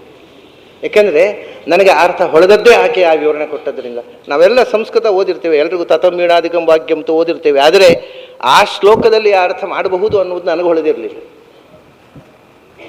ಆಕೆ ನನ್ನಷ್ಟು ಸಂಸ್ಕೃತ ಓದಿಲ್ಲ, ಆದರೆ ಆಕೆಗೆ ಅಲ್ಲಿ ಆ ಮಾತಿನಲ್ಲಿ ಒಂದು ಯಾವುದೋ ಒಂದು ಎಳೆ ಸಿಕ್ಕಿ ಆಕೆ ಸಂಗೀತ ವಿದುಷಿ ಇದ್ದಾಳೆ. ತತ ಅಂದರೆ ವೀಣಾ ಅಂತ ಅನ್ನೋದು ಗೊತ್ತಿತ್ತು ನೋಡಿ. ಇನ್ಯಾವುದು ಅದರಿಂದ ಸತತ ಅಂದರೆ ವೀಣೆ ಬಾರಿಸ್ತಾ, ಸಂಗೀತ ಬಾರ್ತಾ, ತಂಬೂರಿ ಬಾರಿಸ್ತಾ, ದಾಸರಂತೆ ನಾರದರಂತೆ ಭಗವಂತನನ್ನು ಗುಣಗಾನ ಮಾಡುವವರು ಅಂತ ಅದ್ಭುತವಾದ ಅರ್ಥ. ತಾಯಿ, ಇಷ್ಟ ತನಕ ನೀನು ನನ್ನ ಶಿಷ್ಯೆಯಾಗಿದ್ದೆ, ಇವತ್ತಿನ ನೀನು ನನ್ನ ಗುರುವಾದೆ ಅಂತ ಹೇಳಿದೆ. ನನಗೆ ಆಕೆಯ ಬಗ್ಗೆ ಇವತ್ತಿಗೂ ಗುರುಭಕ್ತಿ ಇದೆ. ಯಾಕೆಂದರೆ ಇಂಥ ಅಪೂರ್ವವಾದ ಹೊಳಹು ಇರತಕ್ಕಂಥ ಒಂದು ಚೇತನ ಅದು ಸಾಮಾನ್ಯ ಚೇತನ ಆಗೋದು ಸಾಧ್ಯ ಇಲ್ಲ. ಗೀತೆಯಲ್ಲಿ ಯಾವ ವ್ಯಾಖ್ಯಾನಕಾರರಿಗೂ ಹೊಳೆಯದ ಒಂದು ಅರ್ಥ ಒಂದು ಹೆಣ್ಮಗಳಿಗೆ ಹೊಳೆಯಿತು ಅಂದರೆ ಅದು ದೊಡ್ಡ ಚೇತನ. ಸತತಂ ಕೀರ್ತಯಂತೋ ಮಾಂ. ಈಗ ಇದಕ್ಕೆ ಎರಡು ಥರದ ಅರ್ಥವನ್ನು ನೋಡಿದೆವು ನಾವು. ಯತಂತಶ್ಚ ದೃಢವ್ರತಾಃ, ಯತಂತಶ್ಚ ದೃಢವ್ರತಾಃ. ಯತಂತಃ ನಿರಂತರ ಪ್ರಯತ್ನ. ಯಾಕೆ? ಮನುಷ್ಯಾಣಾಂ ಸಹಸ್ರೇಷು ಕಶ್ಚಿದ್ ಯತತಿ ಸಿದ್ಧಯೇ ಯತತಾಮಪಿ ಸಿದ್ಧಾನಾಂ ಕಶ್ಚಿನ್ ಮಾಂ ಬೇತಿ. ನಿರಂತರ ಪ್ರಯತ್ನ ಮಾಡಿದವರಿಗೂ ದಕ್ಕದಂಥ ಒಂದು ಸಂಗತಿ ಅದು. ಆದ್ದರಿಂದ ಆ ಪ್ರಯತ್ನ, ನಾನು ಇಷ್ಟು ಪ್ರಯತ್ನ ಮಾಡಿದೆ ಏನಾಗಲಿಲ್ಲ ಬಿಟ್ಬಿಟ್ಟೆ ಅನ್ನೋರು ತುಂಬ ಜನ ಸಿಗ್ತಾರೆ. ಆದರೆ ಪ್ರಯತ್ನ ಗುರಿ ತಲುಪುವವರೆಗೂ ನಾನು ನನ್ನ ಪ್ರಯತ್ನದಿಂದ ಹಿಂಜರಿಯುವುದೇ ಇಲ್ಲ ಅನ್ನತಕ್ಕ ಛಲ ಇದ್ದವರಿಗೆ ಮಾತ್ರ ಭಗವಂತ ಸಿಗ್ತಾನೆ. ಆ ಛಲಕ್ಕೋಸ್ಕರ ನೋಡಿ ವೇದಾಧ್ಯಯನ, ಅಥರ್ವ ವೇದಿಗಳ ವೇದಾಧ್ಯಯನದಲ್ಲಿ ನಾನು ಹಿಂದೆ ಹೇಳಿದ್ದೆ, ನೆನಪಿರ್ಬೋದು ನಿಮಗೆ ಕೆಲವರಿಗಾದರೂ. ಅಥರ್ವ ವೇದ ಓದಬೇಕಾಗಿದ್ದರೆ ಒಂದು ಪರೀಕ್ಷೆ ಇದೆ, ಶಿರೋವ್ರತ ಅಂತ. ಶಿರೋವ್ರತಂ ವಿಧಿ ವದ್ಯೈಸ್ತು ಚೀರ್ಣಂ ಅಂತ ಉಪನಿಷತ್ನಲ್ಲಿ ಬರುತ್ತೆ. ಶಿರೋವ್ರತ ಅಂದರೆ ಎಂತಂದು ಮರೆತು ಬಿಟ್ಟಿದ್ದಾರೆ ಈಗ. ಶಿರೋವ್ರತ ಅಂದರೆ ಅಥರ್ವ ವೇದ ಓದತಕ್ಕಂಥ ವಿದ್ಯಾರ್ಥಿಗಳಿಗೆ ಮೊದಲನೇದಾಗಿ ಪೂರ್ತಿ ಅವರು ಅಧ್ಯಯನ ಮಾಡಲಿಕ್ಕೆ, ವೇದ ಓದಲಿಕ್ಕೆ ಬರುವಾಗ ಪೂರ್ತಿ ತಲೆ ಮುಂಡನ ಮಾಡಿಸ್ಕೋಬೇಕು ಸನ್ಯಾಸಿಗಳ ಹಾಗೆ. ಆಮೇಲೆ ತಾಮ್ರದ ಪಾತ್ರೆಯಲ್ಲಿ ನಿಗಿ ಕೆಂಡ ಇಟ್ಟು ಗುರುಗಳು ಹೇಳುವಷ್ಟು ಹೊತ್ತು ತಲೆಯಲ್ಲಿ ಇಟ್ಕೊಳ್ಬೇಕು. ಛಲ ಅದು. ಎಲ್ಲಾದರೂ ಬಿಸಿ ಆಯಿತು, ತಲೆ ಸುಡುತ್ತೆ ಅಂತ ತಲೆ ಆಡಿಸಿದ್ರೆ ಪಾತ್ರೆ ಕೆಳಗೆ ಬಿದ್ದು ಬಿಡುತ್ತೆ. ಅದನ್ನು ನೋಡಿ ಕೂದಲು ಇದ್ದರೆ ಅಷ್ಟು ಬಿಸಿ ತಟ್ಟುವುದಿಲ್ಲ, ಮತ್ತು ಕೂದಲಿನಲ್ಲಿ ಒಂದು ಬ್ಯಾಲೆನ್ಸ್ ಮಾಡಲಿಕ್ಕೆ ಬರುತ್ತೆ. ಅದಕ್ಕೆ ತಲೆಯನ್ನು ನುಣ್ಣಗೆ ಬೋಳಿಸಿಕೊಳ್ಬೇಕು. ಅದು ಮತ್ತೆ ಪೂರ್ತಿ. ಕೆಲವರಿಗೆ ಸಂಶಯ ಬೋದು, ಆಮೇಲೆ ವೇದ ಓದಿ ಶುರು ಮಾಡೋ ಜುಟ್ಟು ಇಡಬೇಕು ಅಂತ. ಇಲ್ಲ, ಅವರಿಗೆ ಜುಟ್ಟು ಇಡಲಿಕ್ಕೇ ಇಲ್ಲ. ಅಥರ್ವ ವೇದಿಗಳು ಪೂರ್ತಿ ಮುಂಡನ ಮಾಡಿಕೊಳ್ಬೇಕು. ಅವರ ಕೇಶ ಅವನು ನೋಡಿದ ತಕ್ಷಣ ಇವರು ಅಥರ್ವೇದಿಗಳು ಗೊತ್ತಾಗಬೇಕದು. ಅದು ಯೂನಿಫಾರ್ಮ್, ಅದು ಯಾವ ವೇದದವರು ಅಂತ ನೋಡಿದ ತಕ್ಷಣ ಗೊತ್ತಾಗಲಿಕ್ಕೋಸ್ಕರ ಇದ್ದಂಥ ವಿಧಾನಗಳು ಹಿಂದೆ. ಈಗ ವೇದ ಇಲ್ಲ, ಜುಟ್ಟು ಮಾತ್ರ ಉಳಿದಿದೆ. ಅದು ಜುಟ್ಟು ಯಾವ ವೇದದವರು ಅಂತ ತಿಳಿಯಲಿಕ್ಕೋಸ್ಕರ ಇದ್ದದ್ದು ಅದು. ಅವರಿಗೆ ಜುಟ್ಟು ಇಲ್ಲ, ಅಥರ್ವೇದಿಗಳು ಜುಟ್ಟು ಇಡಲಿಕ್ಕಿಲ್ಲ. ಅದನ್ನು ಜುಟ್ಟು ಇಲ್ಲದೇ ಇದ್ದರೆ, ವೇದ ಗೊತ್ತಿದೆ ಆದರೆ ಓ ಇವರು ಅಥರ್ವೇದಿಗಳು, ಯಾಕೆಂದರೆ ವೇದ ಗೊತ್ತಿದೆ ಜುಟ್ಟಿಲ್ಲ, ಸೊ ಇವರು ಅಥರ್ವೇದಿಗಳು ಅಂತ. ಅದನ್ನು ಮತ್ತೆ ಜುಟ್ಟಿಡ್ಲಿಕ್ಕಿಲ್ಲ, ಅವರು ಮುಂಡಿ ಇಂತಲೇ ಅವರು. ಸಾಮವೇದಿಗಳಿಗೆ ತಲೆ ಕಟ್ ಮಾಡಲಿಕ್ಕೇ ಇಲ್ಲ, ಪೂರ್ತಿ ಹೆಣ್ಮಕ್ಳ ಹಾಗೆ ತಲೆ ಬಿಡಬೇಕು. ಸಾಮವೇದಿಗಳು ಪೂರ್ತಿ ತಲೆ ಬಿಡೋದು, ಅಥರ್ವೇದಿಗಳು ಪೂರ್ತಿ ತಲೆ ಮುಂಡನ ಮಾಡೋದು. ಅದರ ಮಧ್ಯದ ಸ್ಟೈಲು ಯಜುರ್ವೇದಿಗಳಿಗೆ ಋಗ್ವೇದಿಗಳಿಗೆ ಹೀಗೆ ಹಿಂದೆ ಇದ್ದದ್ದು. ಆದರೆ ಇವನು ತಲೆ ಪೂರ್ತಿ ಬೋಳಿಸಿಕೊಂಡು ಆ ತಾಮ್ರದ ಪಾತ್ರದಲ್ಲಿ ಕೆಂಡ ಇಟ್ಕೊಂಡು ನಿಲ್ಲಬೇಕು. ಕೆಳಗಿಡುವಂಥ ಗುರುಗಳು ಹೇಳುವಷ್ಟು ಹೊತ್ತು ಕೆಳಗಿಡುವ ಹಾಗಿಲ್ಲ. ಯಾಕೆ ಇದು ಅಂದರೆ ಹುಚ್ಚುತನ ಅಲ್ಲ, ಛಲ ಬೇಕು. ಭಗವಂತನನ್ನು ತಿಳಿಯಬೇಕಾದ್ರೆ ಛಲ ಬೇಕು. ಆ ಛಲಕ್ಕೆ ಟ್ರೈನಿಂಗ್ ಅದು. ತಲೆ ಸುಟ್ಟರೂ ಅಡ್ಡಿಲ್ಲ, ಜೀವ ಹೋದರೂ ಅಡ್ಡಿಲ್ಲ. ಗುರುಗಳು ಹೇಳಿದೆ ಕೆಳಗಿಡೋಲ್ಲ, ಹಾಳಾಗಿ ಹೋದರೆ ಹೋಗಲಿ. ಇಂಥ ಛಲ ಇದ್ದವರಿಗೆ ವೇದ ಪಾಠ ಹೇಳುತ್ತಿದ್ದರು. ಯಾಕೆಂದರೆ ಛಲ ಇದ್ದವರಿಗೆ ವೇದ, ಛಲ ಇದ್ದವರಿಗೆ ವೇದ್ಯ. ವೇದವೂ ಇಲ್ಲ, ವೇದ್ಯನೂ ಇಲ್ಲ ಛಲ ಇಲ್ಲದವರಿಗೆ. ಅದರಿಂದ ಯತಂತಶ್ಚ, ಕೊನೆಯ ಕ್ಷಣದವರೆಗೂ ಭಗವಂತನ ಬಗೆಗೆ ನಿರಂತರ ತಿಳಿಯುವ ಪ್ರಯತ್ನ. ಅದಕ್ಕೋಸ್ಕರ ದೃಢವ್ರತಾಹ, ದೀಕ್ಷೆಗಳು. ಇಂಥದ್ದನ್ನು ನಾನು ಉಪಾಸನೆಯಲ್ಲಿ ಅಥವಾ ಅಧ್ಯಯನದಲ್ಲಿ ಧ್ಯಾನದಲ್ಲಿ ಅಳವಡಿಸಿಕೊಳ್ತೇನೆ. ಅಂದರೆ ಆ ತಮ್ಮ ವ್ರತ ಅನುಷ್ಠಾನಗಳಿಗೆ ಕಮಿಟೆಡ್ ಆಗಿ, ಬದ್ಧರಾಗಿ ನಿರಂತರ ಪ್ರಯತ್ನ ಮಾಡ್ತಾ ಸದಾ ಭಗವಂತನನ್ನು ಸತತಂ ಕೀರ್ತಯಂತಹ. ತಂಬೂರಿ ಹಿಡಿದೋ ಒಂದು ವರ್ಗವೇ ಆಯ್ತು. ಈಗ ದಾಸವರ್ಗಕ್ಕೆ ಒಂದು ವಿಶೇಷಣವನ್ನು ಕೃಷ್ಣ ಸತತಂ ಕೀರ್ತಯಂತಹ. ತತವಾದ್ಯವನ್ನು ಹಿಡಿದು ಕೀರ್ತನೆ ಮಾಡ್ತಕ್ಕಂಥ ದಾಸವರ್ಗದವರು ಅಥವಾ ದೇವಲೋಕದ ದಾಸ ನಾರದರು, ಅವರೆಲ್ಲ ಸತತಂ ಕೀರ್ತಯಂತಹ. ಕೈಯಲ್ಲಿ ತಂಬೂರಿ ಹಿಡಿದು ತಂತಿವಾದ್ಯವನ್ನು ಬಾರಿಸ್ತಾ ಭಗವಂತನ ಗುಣಗಾನ ಮಾಡ್ತಾ, ಹಾಡ್ತಾ ಹಾಡ್ತಾ ಕುಣಿತಾ, ಮೈಮರೆತು ಕುಣಿತಾ ಗಾನ ಮಾಡಿದವರು. ಕುಣಿಯೋದು ಯಾವಾಗಲೂ ಮೈ ಮರೆತಾಗ ಮಾತ್ರ ಸಾಧ್ಯ ಆಗತ್ತೆ. ಮೈ ಮರೆವು ಇಲ್ಲದೆ ಕುಣಿಲಿಕ್ಕಾಗೋದಿಲ್ಲ. ಮೈ ಮರೆತು ಕುಣಿಯೋದು ಅಂತ ಹೇಳ್ತೇವೆ. ದೇವರ ನೆನಪು ಬಂದಾಗ ನಮಗೆ ಮೈ ಮರೆವು ಬಾರದೇ ಇದ್ದರೆ ಕುಣಿಲಿಕ್ಕಾಗೋದಿಲ್ಲ. ಅಂದರೆ ಆಚೆ ಈಚೆಯಿಂದೆಲ್ಲ ಇದ್ದಾರೆ, ಏನು ತಿಳ್ಕೊಳ್ತಾರೋ ಏನೋ, ಬೆಳಗ್ಗೆ ನೆಟ್ಟಿಗೆ ಹೋಗೋಣ. ಕುಣಿಯೋದು ಹೇಗೆ ಸ್ವಲ್ಪ ಇಂಡಿಸೆಂಟು ಅಂತ ಹೇಳ್ತಾರೇನೋ, ರಸ್ತೆಯಲ್ಲೆಲ್ಲ ನೋಡ್ತಾರೆ ಹೇಗೆ ಕುಣಿಯೋದು, ರಸ್ತೆಯಲ್ಲಿ ಕುಣಿದ್ರೆ ಇವನಿಗೆ ಒಂದು ಸುತ್ತು ಕಮ್ಮಿ ಅಂತ ತಿಳ್ಕೊತಾರೆ, ಬೇಡ ಕುಣಿಯೋದು ಬೇಡ, ಹಾಗೆ ಹೋಗೋಣ. ಇದು ಯಾರು ಏನಂತಾರೆ ಅನ್ನೋ ಎಚ್ಚರವೇ ಇಲ್ಲದಿದ್ದಾಗ ಮಾತ್ರ ಕುಣಿಲಿಕ್ಕೆ ಸಾಧ್ಯವಾಗತ್ತೆ. ಆ ಮೈಮರೆವು, ಆ ತನ್ಮಯತೆ. ಆಗ ಎಲ್ಲವನ್ನು ಮರೆತು ಚೈತನ್ಯ ಮಹಾಪ್ರಭುಗಳು ಆಚಾರ್ಯರು ಇದನ್ನು ಪ್ರಾರಂಭ ಮಾಡಿದರು ನೋಡಿ. ಆದರೆ ಏನು ಮಾಡೋದು, ಕರ್ನಾಟಕದಲ್ಲಿ ಮಾಡಿದರು. ಹಾಗಾಗಿ ಕರ್ನಾಟಕದವರು ಮತ್ತೆ ಕುಣಿಯೋದು ಬಿಟ್ಟರು, ಆಚಾರ್ಯ ಕುಣಿಸಿದರು. ಅವರು ಯಾತ್ರೆ ಹೋಗುವಾಗ ಬರುತ್ತೆ, ಅವರ ಚರಿತ್ರೆಯಲ್ಲಿ ಬರುತ್ತೆ.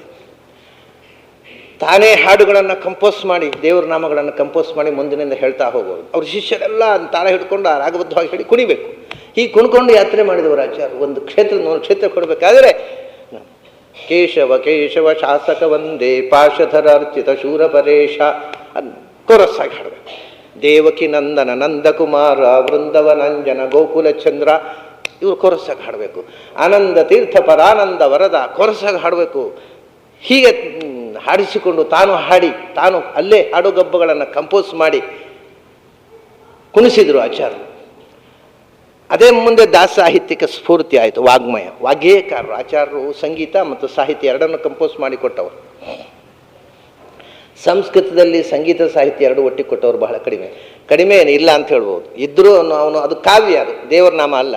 ಮಾಡಿದ್ದ ಗೀತಗೋವಿಂದದಲ್ಲಿ ಜಯದೇವ ಸಂಗೀತ ಮತ್ತು ಸಾಹಿತ್ಯನ ಒಟ್ಟಿಗೆ ಸೇರಿದ್ರೆ ಒಂದು ಗೀತಗೋವಿಂದ ಕಾವ್ಯ ಅಂತಿದೆ. ಅದು ಸಂಗೀತ, ಅದನ್ನು ಪ್ರತಿಯೊಂದನ್ನು ಅದನ್ನು ಅಷ್ಟಪದಿ ಹಾಡ್ಲಿಕ್ಕೆ ಬರುವಂಥದ್ದು. ನೀವು ಕೇಳಿದ್ದೀರಿ, ಕಚೇರಿಗಳಲ್ಲಿ ಹಾಡ್ತಾರೆ. ಅದು ಸಂಗೀತದಲ್ಲಿ ರಚನೆಗೊಂಡಂಥ ಸುಂದರವಾದ ಕಾವ್ಯವೂ ಹೌದು. ಕೆಲವು ಕಷ್ಟ ಏನಂದರೆ ಸಂಗೀತಕ್ಕೋಸ್ಕರ ಕೆಲವು ಹಾಡುಗಳು ಬರೆದಿರ್ತಾರೆ, ಆದರೆ ಸಂಗೀತ ಮಾತ್ರ ಇದೆ, ಸಾಹಿತ್ಯವೇ ಇರೋಲ್ಲ. ಅದನ್ನು ಕೇಳಲಿಕ್ಕೆ ಕಷ್ಟ ಆಗುತ್ತೆ. ಅದನ್ನು ರಾಗಕ್ಕೆ ಮಾತ್ರ ಕಿವಿ ಕೊಡಬೇಕು, ಅರ್ಥಕ್ಕೆ ಕಿವಿ ಕೊಡಬಾರ್ದು. ಅಂಥ ಹಾಡುಗಳು ಇರ್ತವೆ. ಕೆಲವು ಒಳ್ಳೆ ಚೆನ್ನಾಗಿರುತ್ತೆ ಅರ್ಥ, ಅದು ಯಾವ ತಾಳಕ್ಕೂ ಕೂತ್ಕೊಳ್ಳೋದಿಲ್ಲ. ಅದು ಗದ್ಯದ ಥರ ಇರುತ್ತೆ, ಗದ್ಯಗಂಧಿ ಆದಂಥ ಪದ್ಯಗಳು. ಇದಲ್ಲ, ಈ ಗೀತಗೋವಿಂದ ಪದ್ಯ ಸಂಗೀತಕ್ಕೆ ಹೊಂದುವಂಥದ್ದು ಒಳ್ಳೆ ಸಾಹಿತ್ಯ, ಆದರೆ ಅದು ದೇವರ ನಾಮ ಅಲ್ಲ, ಕಾವ್ಯ. ಅದರಲ್ಲಿ ಅವನಿಗೆ ಮುಖ್ಯ ಬೇಕಾಗಿರೋದೇನು ಅಂತಂದರೆ ಅದು ಕಾವ್ಯ. ಆದ್ದರಿಂದ ಅವನಿಗೆ ಭಕ್ತಿಗಿಂತ ಶೃಂಗಾರ ಮುಖ್ಯ ಆಗುತ್ತೆ. ಗೀತಗೋವಿಂದ ಸಂಗೀತ ಕಾವ್ಯ ಆದರೂ ಕೂಡ ಅದು ಭಕ್ತಿ ಕಾವ್ಯ ಅಲ್ಲ, ಶೃಂಗಾರ ಕಾವ್ಯ. ಅವನಿಗೆ ದೇವರಲ್ಲಿ ಭಕ್ತಿ, ಅದನ್ನು ಅಭಿವ್ಯಕ್ತ ಮಾಡೋದವನು ಶೃಂಗಾರದ ಮೂಲಕ. ರಾಧಾ ಮಾಧವಯೋ ಜಯಂತಿ ಯಮುನಾಕುಲೇರ ಹಕ್ಕೇಲಯ ಅಂತ ಶುರು ಮಾಡ್ತಾನೆ. ಕೃಷ್ಣ ಮತ್ತು ರಾಧೆಯರು ಯಮುನೆಯ ತೀರದಲ್ಲಿ ಕದ್ದು ಮಾಡಿರತಕ್ಕಂಥ ಸರಸಗಳಿಗೆ ನಮಸ್ಕಾರ, ಅವನು ನಮಸ್ಕಾರ ಮಾಡೋದಕ್ಕೆ ಅವರ ಸರಸ ಕ್ರೀಡೆಗಳಿಗೆ ನಮಸ್ಕಾರ ಅಂತ ಶುರು ಮಾಡ್ತಾನೆ. ಹೀಗೆ ಅವನು ಭಕ್ತನಾದರೂ ಕೂಡ ಅವನಲ್ಲಿ ಇರುವ ಭಕ್ತನಿಗಿಂತಲೂ ಅವನಲ್ಲಿರುವ ಕವಿ ಹೆಚ್ಚು ಪವರ್ಫುಲ್ಲು. ಭಕ್ತನನ್ನು ಪಕ್ಕಕ್ಕೆ ತಳ್ಳಿ ಕವಿ ಬಂದು ಕೂತು ಬಿಡ್ತಾನೆ ಕಾವ್ಯದಲ್ಲಿ. ಆದರೆ ಆಚಾರ್ಯರು ಭಕ್ತಿ ಕಾವ್ಯಗಳನ್ನು ಬರೆಕೊಟ್ರು, ಒಂದು ದೇವರ ನಾಮಗಳನ್ನು ಬರೆಕೊಟ್ರು ಭಜನೆಗೆ. ಅದನ್ನು ಸಂಗೀತದಲ್ಲಿ ಅಳವಡಿಸಲಿಕ್ಕೆ ಆಗುವಂಥ ಗೇಯ ಕಾವ್ಯಗಳನ್ನು, 12 ಸ್ತೋತ್ರಗಳು ಗೇಯ ಕಾವ್ಯಗಳು. ಆಚಾರ್ಯರಿಗೇನು ಚಾಲ್ತಿಯಲ್ಲಿದೆ 12 ಸ್ತೋತ್ರಗಳು. ಅವು ಎಲ್ಲವೂ ಸಂಪೂರ್ಣ ಸಂಗೀತಬದ್ಧವಾದ ಕಾವ್ಯಗಳು. ಅವು ಮಾತ್ರಾಬದ್ಧವಾಗಿ ಅತಿಮತ ತಮುಗಿರಿ ಸಮಿತಿ ವಿಭೇದನ ಪಿತಾಮಹ ಭೌತಿದ ಗುಣಗಣ ನಿಲಯ 4 ಮಾತ್ರ ಇಲ್ಲ. ಶುಭತಮ ಕಥಶಯ ಪರಮ ಸದೋದಿತ ಜಗದೇಕ ಕಾರಣ ರಮ ರಮ ರಮಣ 4 ಮಾತ್ರೆಗೆ ನಿಲ್ಲಿಸಿದ್ದಾರೆ.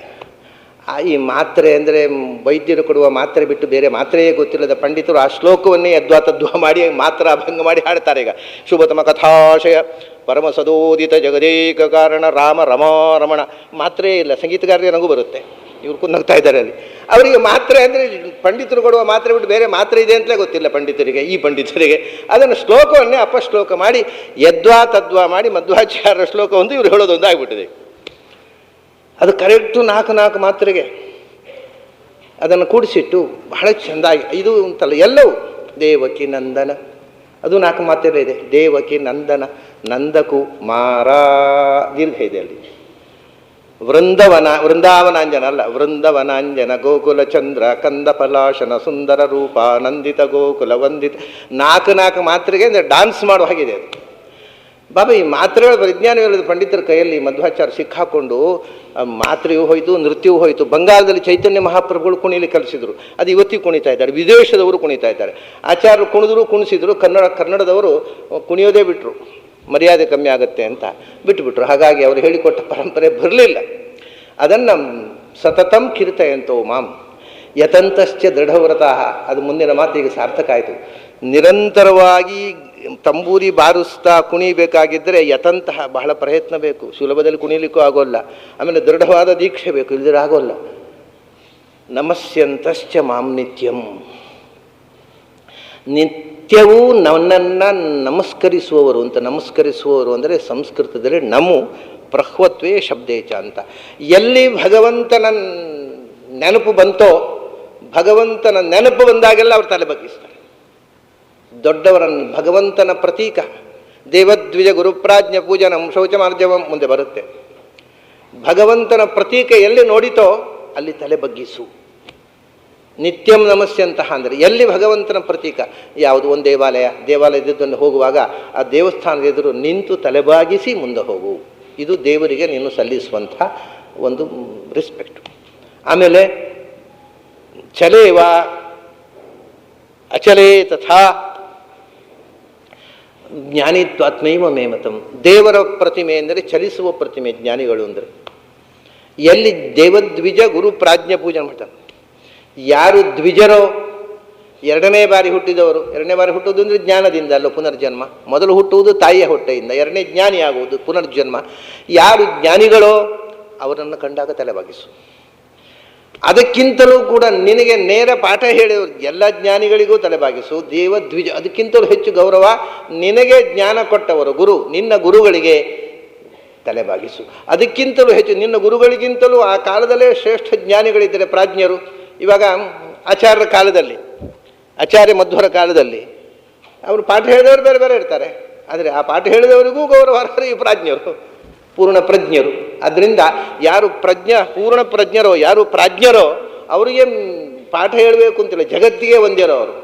ಹಾಗೆ ಪ್ರಾಜ್ಞರಿಗೆ ಗೌರವಿಸು, ನಿನಗೆ ಪಾಠ ಹೇಳಿದವರಿಗೆ ಗೌರವ ಸಲ್ಲಿಸು. ಯಾರು ಜ್ಞಾನಿಗಳೋ ಅವರನ್ನು ಕಂಡಾಗ ತಲೆ ಬಗ್ಗಿಸು. ಇದು ಭಗವಂತನಿಗೆ ಸಲ್ಲಿಸ್ತಕ್ಕಂಥ ಗೌರವ. ಇದನ್ನೇ ನಮಸ್ಯಂತಶ್ಚ, ಭಗವಂತನ ಪ್ರತೀಕವನ್ನು ಕಂಡಾಗ ನಮಸ್ಕರಿಸುವುದು. ನಮಗೆ ಈ ಈ ಈ ಬಗ್ಗುವ ತರಬೇತಿಯೇ ಇಲ್ಲ. ನಾ ಯಾಕೆ ಬಗ್ಬೇಕು ಅಂತ ಹೀಗೆ ಬೆನ್ನು ಇದ್ದದ್ದು ಒಂದು ಸಟ್ ನಾಟಕ ಮಾಡಿ ನಿಂತು ಬಿಡ್ತೇವೆ ನಾವು. ಅಂದರೆ ಈ ಬಗ್ಗುವ ತರಬೇತಿಯೇ ಕೊಟ್ಟಿಲ್ಲ ನಾವು. ಬಗ್ಗದೇ ಇರುವುದೇ ದೊಡ್ಡಸ್ತಿಗೆ ಅನ್ನೋ ಭ್ರಮೆ ಬಂದುಬಿಟ್ಟಿದೆ. ಎಲ್ಲಿ ಹಿರಿಮೆ ಕಂಡೆವೋ ಅಲ್ಲಿ ಬಗ್ಗಬೇಕು. ಅಷ್ಟೇ ಅಲ್ಲ, ನಮಸ್ಯಂತಹ ಅಂದರೆ ನಮೋ ಪ್ರಹ್ವತ್ವೇ ಶಬ್ದೇಚ. ಅಲ್ಲಿ ಭಗವಂತನನ್ನು ಕಂಡು ಭಗವಂತನನ್ನು ಸ್ತೋತ್ರ ಮಾಡೋದು ಉಂಟಲ್ಲ, ನಮಸ್ಕಾರ ಅನ್ನೋದು ಮೂರು ಥರ. ಒಂದು ದೈಹಿಕ, ಅದು ಬಗ್ಗುವುದು, ದೈವವನ್ನು ಬಗ್ಗಿಸುವುದು ದೈಹಿಕವಾದ ನಮಸ್ಕಾರ. ವಾಚಿಕವಾದ ನಮಸ್ಕಾರ ಅಂತಂದರೆ ಭಗವಂತನ ಗುಣಗಳನ್ನು ಬಾಯಿಯಿಂದ ಹಾಡಿ ಹೊಗಳುವುದು. ಮಾನಸಿಕ ನಮಸ್ಕಾರ ಅಂದರೆ ಭಗವಂತನನ್ನು ಧ್ಯಾನ ಮಾಡೋದು, ಮನಸ್ಸಿನಲ್ಲಿ ಮನಸ್ಸು ಭಗವಂತನ ಕಡೆಗೆ ಬಗ್ಗುವುದು ಮಾನಸಿಕ ನಮಸ್ಕಾರ. ಬಾಯಿಯಲ್ಲಿ ಭಗವಂತನ ಗುಣಗಳ ನುಡಿ ವಾಚಿಕ ನಮಸ್ಕಾರ. ಆಗ ಅದನ್ನು ನುಡಿವಾಗ ನಮ್ಮ ಕೈ ಹೀಗೆ ಭಗವಂತನ ಬಗೆಗೆ ಜೋಡಿಸಿಕೊಳ್ಳುವುದು. ಆಮೇಲೆ ತಲೆ ಬಗ್ಗುವುದು, ಇಡೀ ದೇಹ ಪ್ರವಣ, ದೇಹ ನಮ್ರವಾಗುವುದು, ಕೈ ಜೋಡು ಇವು ಒಂದಕ್ಕೊಂದು ಸೇರಿಕೊಳ್ಳುವುದು. ಅದು ಸೇರಿಕೊಳ್ಳಬಹುದು, ಹೀಗೆ ಹಿಡ್ಕೊಳ್ಳಬಹುದು. ಒಟ್ಟಿನಲ್ಲಿ ಅದರಲ್ಲಿ ಏನು ಅಂದರೆ ಇದು ಹೀಗೆ ಹಿಡ್ಕೊಂಡ್ರೆ ಇದರಲ್ಲಿ ಅರ್ಪಣ ಭಾವ ಇದೆ. ಇದು ಒಂದು ಅರ್ಪಣ ಭಾವವೇ. ನಮಃ ಅನ್ನುವುದು ಅರ್ಪಣ ಭಾವವೇ. ನಮಃ ಅಂದರೆ ನನ್ನದೇನೂ ಇಲ್ಲಪ್ಪ. ನಮಃ ಅಂದರು ನಮಮ ಅಂದರು ಅರ್ಥ ಒಂದೇ ಸಂಸ್ಕೃತದಲ್ಲಿ. ನಮಮ ನನ್ನದು ಏನೂ ಇಲ್ಲ, ಎಲ್ಲ ನಿನ್ನದೇ ಅನ್ನುವ ಅರ್ಪಣ. ಅದೇ ತುಭ್ಯಮಹಂ ಸಂಪ್ರದದೇ ನಮಮ ನಮಮ. ನೀವು ಹೀಗೆ ಹೇಳಿದರೂ ಅರ್ಪಣವೇ, ಹೀಗೆ ಮಾಡಿದರೂ ಅರ್ಪಣವೇ. ಮುಖ್ಯ ಏನು ಅಂದರೆ ಏನು ಮಾಡಿದರೂ ಅದರ ಹಿಂದೆ ಭಾವ ಇರಬೇಕು. ಭಾವ ಇಲ್ಲದೇ ಇದ್ದರೆ ನಾಟಕವೇ. ಈ ಕೆಲವು ಜಗದ್ಗುರುಗಳು ಫೋಟೋ ತೆಗೆಸ್ತಾರೆ, ಫೋಟೋ ಇರ್ತದೆ. ಅದು ಫೋಟೋ ತೆಗೆಯುವಾಗ ಅವರು ಕ್ಯಾಮರಾಮನ್ ಹೇಳ್ತಾರೆ ಜ್ಞಾನಮುದ್ರೆ ಹಿಡ್ಕೊಳ್ಳಿ ಅಂತ. ಅವ್ರಿಗೆ ಜ್ಞಾನವೂ ಇಲ್ಲ, ಜ್ಞಾನಮುದ್ರೆ ಇಲ್ಲ, ಫೋಟೋದಲ್ಲಿ ಮಾತ್ರ ಜ್ಞಾನಮುದ್ರೆ. ಹೀಗೆ ಹಿಡ್ಕೊಂಡು ಕೂತ್ಬಿಡ್ತಾರೆ. ಕೈಯಲ್ಲಿ ಒಂದು ಪುಸ್ತಕ, ಆ ಫೋಟೋ ತೆಗೆದ್ಮೇಲೆ ಆ ಪುಸ್ತಕ ಲೈಬ್ರರಿ ಇಡಪ್ಪ ಅಂತ ಕಳಿಸಿ ಮತ್ತೆ ಜನ್ಮ ಕೊಟ್ಟಲ್ಲ ಅವ್ರ ಪುಸ್ತಕ. ಫೋಟೋ ತೆಗೆಯೋ ಒಂದು ಕೈಯಲ್ಲಿ ಪುಸ್ತಕ ಜ್ಞಾನಮುದ್ರೆ, ಯಾರು ಜಗದ್ಗುರುಗಳದ್ದು ಫೋಟೋ. ಒಂದು 5,000 ಜಗದ್ಗುರುಗಳಿದ್ದಾರೆ ಈ ದೇಶದಲ್ಲಿ. 5,000ದಿಂದ 10,000 ಲೆಕ್ಕ ಮಾಡಿದವರಿಲ್ಲ. ಶಿಷ್ಯರಿಗಿಂತ ಹೆಚ್ಚು ಜಗದ್ಗುರುಗಳಿದ್ದಾರೆ. ಅವರೆಲ್ಲ ಫೋಟೋ ತೆಗೆಸ್ಕೊಳ್ಳೋದು, ಇನ್ನೇನು ಮಾಡಿ, ಬೇರೆ ಏನು ಕೆಲಸ ಇದೆ ಅವರಿಗೆ? ಫೋಟೋ ತೆಗೆಸ್ಕೊಳ್ಳೋದು, ಬೇರೆ ಜಗದ್ಗುರುಗಳು ಅಂತ ಹಾಕಿಸ್ಕೊಳ್ಳೋದು, ಇಷ್ಟೇ. ಅದು ಯಾಕೆ ಹೀಗೆ ಅಂತ ಗುರುಗಳೇನು ಕೇಳಿ ಗೊತ್ತಿರೋದಿಲ್ಲ ಅವರಿಗೆ. ಅದೇನು ಫೋಟೋಗ್ರಾಫರ್ ಹೇಳಿದ್ದಪ್ಪ ಹೀಗೆ ಹಿಡ್ಕೊಳ್ಬೇಕಂತೆ ಅಂತಾರೆ ಅಷ್ಟೇ. ಅದಕ್ಕೆ ನಮಸ್ಯಂತಸ್ಯ ನಾವು ಏನು ಮಾಡ್ತೇವೆ ಅದರ ಅರ್ಥ ಗೊತ್ತಿರೋ ಭಾವ ಹಿಂದೆ ಇರಬೇಕು, ಅದು ಅಷ್ಟೇ. ನಮಸ್ಯಂತಶ್ಚ. ಇವಾಗ ಆಫೀಸ್ನಲ್ಲಿ ಯಾರೋ ಒಬ್ಬ ಬಾಸ್ ಇರ್ತಾನೆ, ಅವನಿಗೆ ನಮಸ್ಕಾರ ಸಾರ್ ಅಂತೇವೆ, ಅದು ಭಾವವೇ ಇರೋಲ್ಲ. ಯಾಕಂದ್ರೆ ತಿಂಗಳ ಮೇಲೆ ನಮ್ಮ ಮೇಲೆ ಕಂಪ್ಲೇಂಟ್ ಬರೀಬಾರ್ದಲ್ಲ, ತಿಂಗಳು ಸಂಬಳ ಕೊಡಬೇಕಲ್ಲ, ಅದಕ್ಕೆ ನಮಸ್ಕಾರ ಸಾರ್ ದರಿದ್ರ ಅಂತೇವೆ ಈ ಕಡೆ. ಆ ಥರ ಅಲ್ಲ, ನಿಜವಾಗಿ ನಮಸ್ಕಾರ ಪ್ರವಣತೆ, ಅವನೊಂದಿಗೆ ತಲೆಬಾಗುವಂಥ ಭಕ್ತಿ ಒಳಗಿನಿಂದ ಭಾವ ಇರಬೇಕು. ಆಗ ಈ ಮುದ್ರೆಗೆ ಅರ್ಥ. ನಮಸ್ಯಂತಶ್ಚ ಮಾಂ ಭಕ್ತ್ಯ. ಅದಕ್ಕೆ ಹೇಳ್ತಾನೆ ಭಕ್ತ್ಯ ನಮಸ್ಯಂತಶ್ಚ. ಸುಮ್ಮನೆ ಅಲ್ಲ, ಭಕ್ತಿ ತುಂಬಿದಾಗ ತಲೆ ಬಾಗಿಯೇ ಬಾಗುತ್ತೆ, ಮನಸ್ಸು ಪ್ರವಣ ಆಗೇ ಆಗತ್ತೆ, ಬಾಯಿಯಲ್ಲಿ ಗುಣಗಾನ ಬಂದೇ ಬರುತ್ತೆ. ಯಾಕೆಂದರೆ ಭಕ್ತಿ ಅಂದರೆ ಅನನ್ಯವಾದ ಪ್ರೀತಿ. ನಾವು ಯಾವುದನ್ನು ಪ್ರೀತಿಸ್ತೇವೋ ಅದರ ಮೇಲೆ ಸಹಜವಾಗಿ ಗೌರವ ಬಂದೇ ಬರುತ್ತಲ್ಲ. ಪ್ರೀತಿ 2 ಥರದ್ದು. ನಮಗಿಂತ ಸಣ್ಣವರನ್ನು ಪ್ರೀತಿಸ್ಬೋದು, ಆಗ ಅನುಕಂಪೆ ಬರುತ್ತೆ. ದೊಡ್ಡವರನ್ನು ಪ್ರೀತಿಸಿದಾಗ ಗೌರವ ಬರುತ್ತೆ, ಭಕ್ತಿ ಬರುತ್ತೆ. ಅದರಿಂದ ನಮಸ್ಯಂತಶ್ಚ ಮಾಂ ಭಕ್ತ್ಯ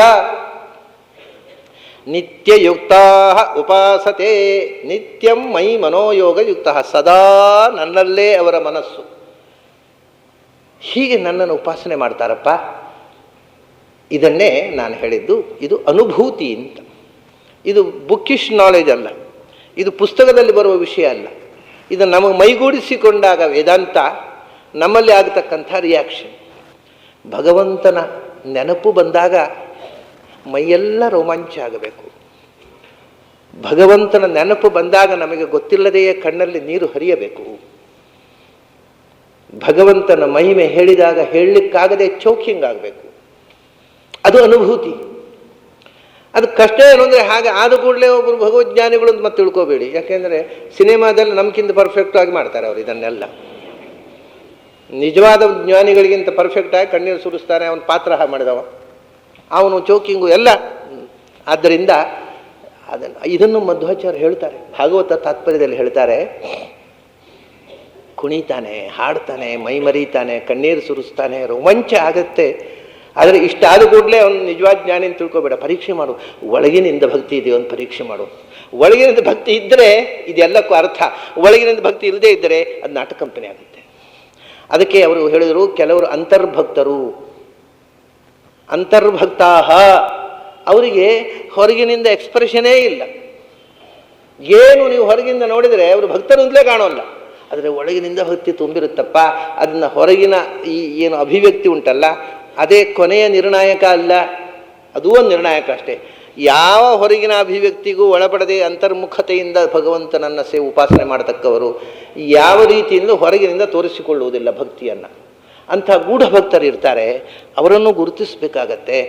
ಆದರೆ ಇದು ಕಾಮನ್, ಇದು ಸಾಮಾನ್ಯ ಭಗವಂತನ ವಿಷಯ ಹೇಳುವಾಗ ಆಗತಕ್ಕಂಥ ಒಂದು ಆ ಆನಂದ, ಆ ಆನಂದದಿಂದ ಕಣ್ಣೀರು ಬರುವುದು, ರೋಮಾಂಚ ಸಹಜ ಇದು.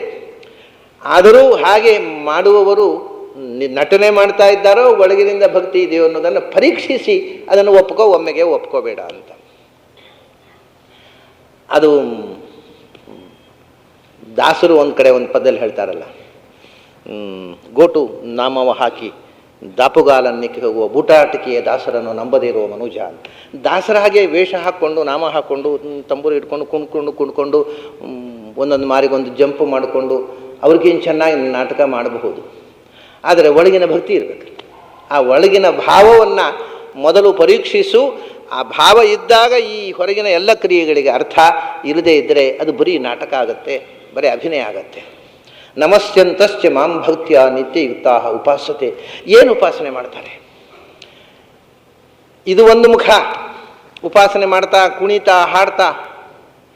ಇನ್ನು ಕೆಲವರು ಪ್ರಾಯ ಅಂತರ್ಭಕ್ತರು ಅಂತ ನಾನು ಹೇಳಿದ್ನಲ್ಲ, ಆ ವರ್ಗಕ್ಕೆ ಸೇರಬೇಕಾದವರು ಜ್ಞಾನಯಜ್ಞೇನ ಜಾಪ್ಯನ್ಯೇ ಯಜಂತೋ ಮಾಂ ಉಪಾಸತೆ ಏಕಧಾ ಬಹುಧಾ ಏಕತ್ವೇನ ಪೃಥಕ್ತ್ವೇನ ಬಹುಧಾ ವಿಶ್ವತೋ ಮುಖಂ. ಜ್ಞಾನಯಜ್ಞೇನ ಚಾಪ್ಯನ್ನೇ. ಇನ್ನು ಕೆಲವರು ಭಗವಂತನ ಅರಿವಿನ ಪ್ರಪಂಚದಲ್ಲಿ ಮುಳುಗಿಬಿಟ್ಟಿರ್ತಾರೆ, ಅವರಿಗೆ ಬಹಿರ್ಮುಖತೆಯೇ ಇಲ್ಲ.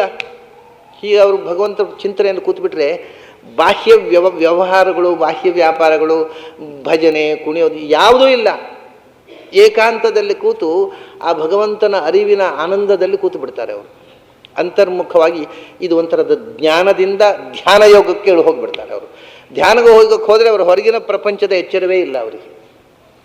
ಅವ್ರನ್ನ ಮತ್ತೆ ಎಬ್ಬಿಸಬೇಕಾಗತ್ತೆ. ಊಟಕ್ಕೆ ನಿದ್ರೆಗೆ ಊಟದ ಹೊತ್ತಾದಾಗ ಎಬ್ಬಿಸಬೇಕಾಗತ್ತೆ. ಹೋಗಿ ಊಟಕ್ಕೆ ಬರ್ರಿ, ಊಟಕ್ಕೆ ಹೊತ್ತಾಯಿತು, ಎಲ್ಲ ಕಾಯ್ತಾ ಇದ್ದಾರೆ, ಒಂಚೂರು ಊಟ ಮಾಡಿ ಹೋದರೆ ಉಳಿದವರು ಇಲ್ಲದ್ರೆ ಬಹಳ ಉಪದ್ರ ಆಗುತ್ತೆ ನಿಮ್ಮಿಂದ, ನಿಮ್ಮ ಧ್ಯಾನದಿಂದ ಅಂತ ಮನೆ ಮಂದಿ ಬೈದರೆ ಆಮೇಲೆ ಹೋಗಬೇಕಾಗುತ್ತೆ. ಇದು ಚೈತನ್ಯ ಮಹಾಪ್ರಭುಗಳ ಜೀವನದಲ್ಲಿ ಇದೆ ಈ ವಿಷಯ. ಚೈತನ್ಯ ಮಹಾಪ್ರಭುಗಳು ಬಹಳ ದೊಡ್ಡ ಅನುಭಾವಿಗಳು. ನಮಗೆ ಬಹಳ ಆಚಾರ್ಯರ ಸಿದ್ಧಾಂತವನ್ನು ಮೆಚ್ಚಿಕೊಂಡು ಬಂಗಾಲದಲ್ಲಿ ವಿಷ್ಣು ಪಾರಮ್ಯವನ್ನು ಪ್ರಚುರಪಡಿಸಿದ ಒಬ್ಬ ಬಹಳ ನಮಗೆ ಕಾಲತಃ ಸಮೀಪದಲ್ಲಿದ್ದಂಥ ಒಬ್ಬ ದೊಡ್ಡ ಯೋಗಿ. ಅವರು ಇದೇ ಮಾತು ಹೇಳ್ತಾರೆ. ಅವರ ಶಿಷ್ಯ ಒಬ್ಬ ಇದ್ರಂತೆ. ಅವರು ಬೆಳಗಾತ ಸ್ನಾನ ಮಾಡಿ ಮೆಡಿಟೇಷನ್ ಕೂತ್ಬಿಡೋರು. ಸ್ನಾನ ಮಾಡುವುದು ಅಗತ್ಯ ಇಲ್ಲ ಮೆಡಿಟೇಷನ್ಗೆ, ಹೇಳಿದ್ದು ನಾನು ಸುಮ್ಮನೆ, ಅಥವಾ ಇನ್ನೊಂದು ಮೆಡಿಟೇಷನ್ ಕೂತ್ಬಿಟ್ರೆ ಅವರಿಗೆ ಇಡೀ ದಿವಸ ಕೂತ್ಬಿಡೋರಂತೆ. ಮೆಡಿಟೇಷನ್ನಿಂದ ಹೊರಗೆ ಬರಲಿಕ್ಕೆ ಆಗ್ತಿರಲಿಲ್ಲ ಅವರಿಗೆ. ಯಾಕಂದರೆ ಆ ಆನಂದ ರುಚಿ ಸಿಕ್ಕಿದ ಮೇಲೆ ಮತ್ತೆ ಹೊರಗೆ ಬಂದು ಯಾಕೆ ತಾಪತ್ರಯಗಳು, ಅದೇ ಆನಂದದಲ್ಲಿ ಇದ್ಬಿಡೋರು. ಈಗ ಏನಾಯಿತು, ಮನೆಯಲ್ಲಿ ನಿತ್ಯ ಜಗಳ. ನೀವು ಇಡೀ ದಿವಸ ಜಪ ಮಾಡಿ ಧ್ಯಾನ ಮಾಡ್ತಾ ಕೂತ್ಕೊಂಡ್ರೆ ಮನೇಲಿ ಹೊಟ್ಟೆ ತುಂಬುತ್ತಾ ಅಂತ ಹೆಂಡತಿ ಶುರು ಮಾಡಿದ್ರು. ನೀವು ಮನೆಗೆ ಸಾಮಾನು ತಂದು ಹಾಕೋದಿಲ್ಲ, ಹೆಂಡತಿ ಮಕ್ಕಳು ಉಪವಾಸ ಇದ್ದಾರೆ ಅಂತ ಗೊತ್ತಿಲ್ಲ, ಇಷ್ಟು ಜವಾಬ್ದಾರಿದವರು ಮದುವೆ ಯಾಕೆ ಮಾಡಿಕೊಂಡದ್ದು ನೀವು ಅಂತ ಶುರು ಮಾಡಿದ್ರು ಹೆಂಡತಿ. ಇವರಿಗೆ ಒಳ್ಳೆಯ ಸಮಸ್ಯೆ ಆಯಿತು. ಹೆಂಡತಿ ಹೇಳೋದು ನಿಜ, ಮದುವೆ ಮಾಡ್ಕೊಂಡ ಮೇಲೆ ಸಾಕಬೇಕಲ್ಲ ಸಂಸಾರ. ಇವು ನನಗೆ ಪುರುಸೋತಿಲ್ಲ, ಏನು ಬೇಕಾದ್ರೂ ಮಾಡ್ಕೊಂಡು ನಾನು ಧ್ಯಾನ ಮಾಡ್ತೇನೆ ಕೂತ್ಕೊಂಡ್ರಾಗತ್ತೋ. ಅದು ಒಂದು ಜವಾಬ್ದಾರಿಯಿಂದ ನುಣುಚಿಕೊಂಡಾಗಾಯಿತು. ಈ ಕಡೆಯಿಂದ ಧ್ಯಾನದ ಆನಂದದಿಂದ ಹೊರಬರುವುದಕ್ಕೂ ಇಷ್ಟ ಇಲ್ಲ. ಏನು ಮಾಡಬೇಕು, ಅವ್ರು ಹೊರಬರಲಿಕ್ಕೆ ಇಷ್ಟ ಇಲ್ಲಲ್ಲ, ಬರಲಿಕ್ಕೆ ಆಗ್ತಾ ಇಲ್ಲ ಅವರಿಗೆ. ಈ ಎಚ್ಚರ ಆಗುವಾಗ ಸಂಜೆ ಆದರೆ ಆಮೇಲೆ ಹೆಂಡತಿಯಿಂದ ಬೈಗಳು ಕೊಡೋದು, ಧ್ಯಾನ ಮುಗಿದ ತಕ್ಷಣ ಹೆಂಡತಿಯಿಂದ ಬೈಗಳು ಕೊಡೋದು, ಪುನಃ ಧ್ಯಾನ ಕೊಡೋದು, ಎದ್ದ ತಕ್ಷಣ ಹೆಂಡತಿಯಿಂದ ಬಯಸ್ಕೊಳ್ಳೋದು, ಇಷ್ಟೇ ಕಾರ್ಯಕ್ರಮ. ಇದೇನು ಮಾಡಬೇಕಿನ್ನು? ಯಾಕೆಂದರೆ ಅವರ ಧ್ಯಾನದ ಎತ್ತರವನ್ನು ಗುರುತಿಸುವ ಯೋಗ್ಯತೆ ಆ ಹೆಣ್ಣುಮಗಳಿಗೆ ಇರಲಿಲ್ಲ. ಅವಳಿಗೆ ಸಹಜ, ಆಕೆ ತೀರ ವ್ಯಾವಹಾರಿಕ ಪ್ರಪಂಚದ ನೆಲೆಯಲ್ಲಿ ಆಕೆ ಮಾಡುವುದು ಸರಿಯೇ, ಆಧ್ಯಾತ್ಮಿಕ ಪ್ರಪಂಚದ ನೆಲೆಯಲ್ಲಿ ಇವರು ಮಾಡುವುದು ಸರಿಯೇ. ಆದರೆ ವ್ಯವಹಾರಕ್ಕೂ ಅಧ್ಯಾತ್ಮಕ್ಕೂ ಹೊಂದಿಕೆ ಆಗದೆ ಕ್ಲಾಶ್ ಆಯಿತು. ಎಷ್ಟೋ ಜೀವನಗಳಲ್ಲಿ ಆಗತ್ತೆ. ನನಗೊಬ್ಬಳು ಹೆಣ್ಮಗಳು ಸಿಕ್ಕಿದ್ಲು ರಾಯಚೂರು ಕಡೆ. ಆಕೆ ನನ್ನ ಹತ್ರ ಬಂದು ಹೇಳ್ತಾಳೆ, ನನ್ನನ್ನು ಹೇಳಿದ್ದೆ ನಾನು ಇದನ್ನು ಅನೇಕ ಬಾರಿ ಅನೇಕ ಕಡೆ ಹೇಳಿದ್ದೆ, ನನ್ನನ್ನು ನನ್ನ ಗಂಡ ತುಂಬ ಪ್ರೀತಿ ಮಾಡ್ತಾರೆ, ನನ್ನ ಮಕ್ಕಳು ತುಂಬ ಪ್ರೀತಿ ಮಾಡ್ತಾರೆ. ಇದು ಒಂದು ಬೇರೆ ಹೆಣ್ಮಕ್ಳಿಗೊಂದು ಹೆಮ್ಮೆಯ ವಿಷಯವಾ? ಅವಳು ಹೇಳ್ತಾಳೆ, ಅವರ ಪ್ರೀತಿ ನನಗೆ ಅಸಹ್ಯ ಆಗಿದೆ, ಅವ್ರದ್ದು ಸ್ವಲ್ಪ ಹೇಳ್ರಿ, ನನ್ನಷ್ಟಕ್ಕೆ ಬಿಡ್ಲಿಕ್ಕೆ ಹೇಳ್ರಿ. ಪ್ರೀತಿಯಿಂದ ಕಟ್ಟಿ ಹಾಕಿ ನನಗೆ ಸಾಧನೆ ಮಾಡ್ಲಿಕ್ಕೆ ಬಿಡ್ತಾ ಇಲ್ಲ ಅವರು, ನನ್ನ ಭಗವತ್ ಚಿಂತನೆ ಮಾಡ್ಲಿಕ್ಕೆ ಬಿಡ್ತಾ ಇಲ್ಲ, ಎಲ್ಲವೂ ಈ ಪ್ರೀತಿ ನನಗೆ ಹೇಸಿಗೆ ಆಗಿದೆ ಹೇಳ್ತಾಳೆ ಅವಳು. ಯಾವೇನು ಹೇಳ್ತಾಳ್ರಿ? ಗಂಡನ ಪ್ರೀತಿ, ಮಕ್ಕಳ ಪ್ರೀತಿ, ಆ ಸಾಂಸಾರಿಕವಾದಂಥ ಅಟ್ಯಾಚ್ಮೆಂಟು ನನಗೆ ಹೇಸಿಗೆ ಆಗಿದೆ. ಸ್ವಲ್ಪ ಹೇಳ್ರಿ, ಅವರಿಗೆ ಬುದ್ಧಿ ಹೇಳ್ರಿ, ನನ್ನ ಗಂಡನಿಗೆ ಮಕ್ಕಳಿಗೆ ಅಷ್ಟು ಪ್ರೀತಿ ಮಾಡಬಾರ್ದು, ನಿಮ್ಮ ಹೆಂಡ್ತಿಯನ್ನು ಅವಳಷ್ಟಕ್ಕೆ ಬಿಟ್ಬಿಟ್ರಿ, ಅವಳು ದೇವರ ಧ್ಯಾನ ಮಾಡ್ತಾ ಇರಲಿ ಅಂತ ಹೇಳ್ರಿ. ನನಗೆ ಧ್ಯಾನ ಮೆಡಿಟೇಷನ್ಗೆ ಬಿಡ್ತಾ ಇಲ್ಲ ಅವರು, ಅವರ ಪ್ರೀತಿ ಅನ್ನೋದು ನನಗೆ ಬಾಧಕ ಆಗಿದೆ ಅಂತ. ಹಾಗಾಗಿ ಇದು ಸಮಸ್ಯೆ. ಒಂದಕ್ಕೊಂದು ವ್ಯವಹಾರ ಮತ್ತು ಅಧ್ಯಾತ್ಮಕ್ಕೆ ತಾಳಿಗಂಟಾಗದೇ ಇದ್ದರೆ ಗಂಡಸರಿಗೂ ಸಮಸ್ಯೆ, ಹೆಂಗಸರಿಗೂ ಇನ್ನೂ ದೊಡ್ಡ ಸಮಸ್ಯೆ. ಯಾಕಂದರೆ ಅವರು ಮತ್ತು ಮನೆ ವಾಳ್ತೆ ಪೂರ್ತಿ ಅವ್ರ ತಲೆ ಮೇಲಿದೆ ನೋಡಿ. ಹಾಗಾಗಿ ಈ ಸಮಸ್ಯೆ ಪರಿಹಾರ ಏನು? ಚೈತನ್ಯ ಮಹಾಪ್ರಭುಗಳ ಹತ್ರ ಹೋದರು. ಚೈತನ್ಯ ಮಹಾಪ್ರಭುಗಳ ಹತ್ರ ಹೋಗಿ, ನನ್ನ ಹೆಂಡತಿ ಬೈತಾಳೆ, ನಿಮ್ಮ ವೇದಾಂತ ಓದಿ ಈ ಪಚೀತಿ ಆಗಿದೆ, ನನ್ನ ಹೆಂಡತಿ ಬೈತಾಳೆ ಧ್ಯಾನ ಕೂತ್ರೆ, ನನಗೆ ಎಚ್ಚರ ಆಗೋದ್ರೆ ನಾನು ಏನು ಮಾಡೋದು ಅಂತ ಕೇಳಿದರು ಇವರು ಚೈತನ್ಯ ಮಹಾಪ್ರಭುಗಳ ಹತ್ರ, ಅವ್ರ ಶಿಷ್ಯ. ಚೈತನ್ಯ ಮಹಾಪ್ರಭುಗಳು ಅದಕ್ಕೆ ಉತ್ತರ ಕೊಟ್ಟರು, ನೋಡಪ್ಪ, ಎಲ್ಲೇ ಆದರೂ ಒಂದು 4 ದಿವಸ ಶ್ರಾದ್ದದ ಊಟಕ್ಕೆ ಹೋಗು, ಮತ್ತೆ ಬೇಕು ಅಂದರೂ ಧ್ಯಾನ ಮಾಡ್ಲಿಕ್ಕೆ ಆಗೋಲ್ಲ. ಆರಾಮ ಹೆಂಡತಿ ಎತ್ತಿ ಪಷ್ಟಾಂಗ ಹೊಡಿತಾ ಕೊಡ್ಬೋದು. 4 ದಿವಸ ಶ್ರಾದ್ದದ ಊಟಕ್ಕೆ ಕಂಟಿನ್ಯೂಸ್ ಹೋದರೆ ಮತ್ತೆ ಏನು ಮಾಡಿದ್ರು ಧ್ಯಾನ ಮಾಡ್ಲಿಕ್ಕೆ ಆಗೋಲ್ಲ. ನಿನ್ನ ಹೆಂಡತಿಯು ಸಾಧನೆ ಮಾಡೋ, ಅವಳನ್ನು ಶ್ರಾದ್ದದ ಊಟ ಕರ್ಕೊಂಡು ಹೋಗಿ, ಹಾಗಾದ್ರೆ ಇಬ್ಬರಿಗೂ ಆರಾಮ. ಅವಳು ಧ್ಯಾನ ಮಾಡಬೇಕಾಗಿಲ್ಲ, ನೀವು ಎಲ್ಲ ಶ್ರಾದ್ದದ ಊಟ ಮಾಡಿರಿ, ಮನೇಲಿ ಪಟ್ಟಾಂಗ ಹೊಡಿತಾ ಕೊಟ್ರಿ, ಏನು ತೊಂದರೆ ಇಲ್ಲ. ಎಲ್ಲಿ ತನಕ ಮನುಷ್ಯನಿಗೆ ಮನೆಯ ಊಟದ ಹೇಳಿಕೆಯ ಚಪಲ ಹೋಗುವುದಿಲ್ಲ, ಅಲ್ಲಿ ತನಕ ಅಧ್ಯಾತ್ಮ ಸಲ್ಲುವುದಿಲ್ಲ. ಊಟ ಮಾಡೋದಾದರೆ ಅಧ್ಯಾತ್ಮ ಬಿಡು, ಅಧ್ಯಾತ್ಮ ಮಾಡೋದಾದ್ರೆ ಊಟ ಬಿಡು. ಯಾಕೆಂದರೆ ಒಂದೊಂದು ಮನೆಯಲ್ಲಿ ಊಟ ಮಾಡಿದವನಿಗೆ ಮನಸ್ಸು ಡಿಸ್ಟರ್ಬ್ ಆಗುತ್ತೆ. ಯಾರ್ದೋ ಮನೆಯ ಆ ಅನ್ನದ ಹಿಂದೆ ಇರುವ ಕಥೆಗಳು ಬೇರೆ ಬೇರೆ ಇರ್ತವೆ. ಅದು ಎಲ್ಲವೂ ಆ ಅನ್ನದ ಒಟ್ಟಿಗೆ ಒಂದು ತಲೆಗೆ ಹೋಗಿ ಕೂತಿರ್ತವೆ. ಮೈಂಡು ಡಿಸ್ಟರ್ಬ್ ಆಗುತ್ತೆ, ಧ್ಯಾನ ಮಾಡಲಿಕ್ಕೆ ಆಗೋದು. ದಿನಕ್ಕೊಂದು ಮನೆಯಲ್ಲಿ ಊಟ ಮಾಡುವವನಿಗೆ ಖಂಡಿತ ಧ್ಯಾನ ಮಾಡಲಿಕ್ಕೆ ಆಗೋದಿಲ್ಲ. ಅದು ಬೇಕಾದ್ರೆ ಬರೆದು ಬೋರ್ಡ್ ಹಚ್ಚಿಬಿಡ್ಬೋದು. ದಿನಕ್ಕೊಂದು ಮನೆಯಲ್ಲಿ ಊಟ ಮಾಡುವವರಿಗೆ ಧ್ಯಾನ ಮಾಡಲಿಕ್ಕೆ ಆಗುವುದಿಲ್ಲ ಅನ್ನೋದು 100ಕ್ಕೆ 100ರಷ್ಟು ಸತ್ಯವಾದಂತಹ ಸಂಗತಿ.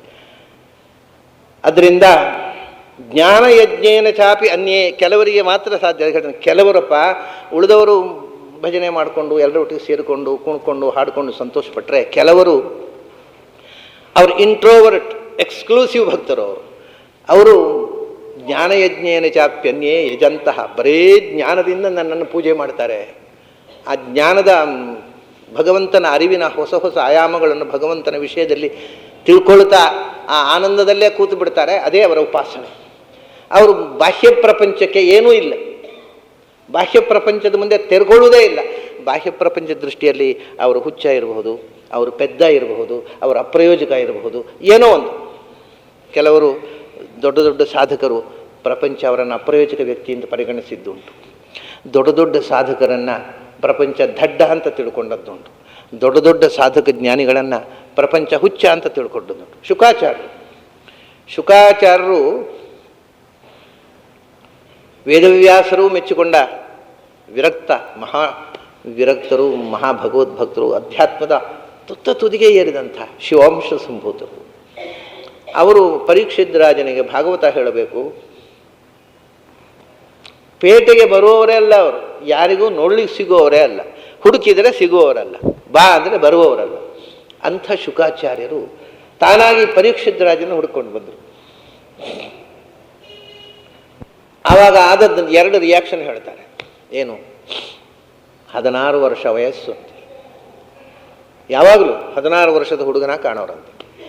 ಇವರು ಬಂದರೆ ಆ ಪೇಟೆ ಹುಡುಗರೆಲ್ಲ ಕೆದರು ಕೂದಲು, ಮೈಯಲ್ಲಿ ಸರಿಯಾಗಿ ಬಟ್ಟೆ ಇಲ್ಲ, ಏನೋ ಆಕಾಶ ನೋಡ್ಕೊಂಡು ನಗ್ತಾ ಹುಚ್ಚರಾಗಿ ಬರ್ತಾ ಇದ್ದಾರೆ.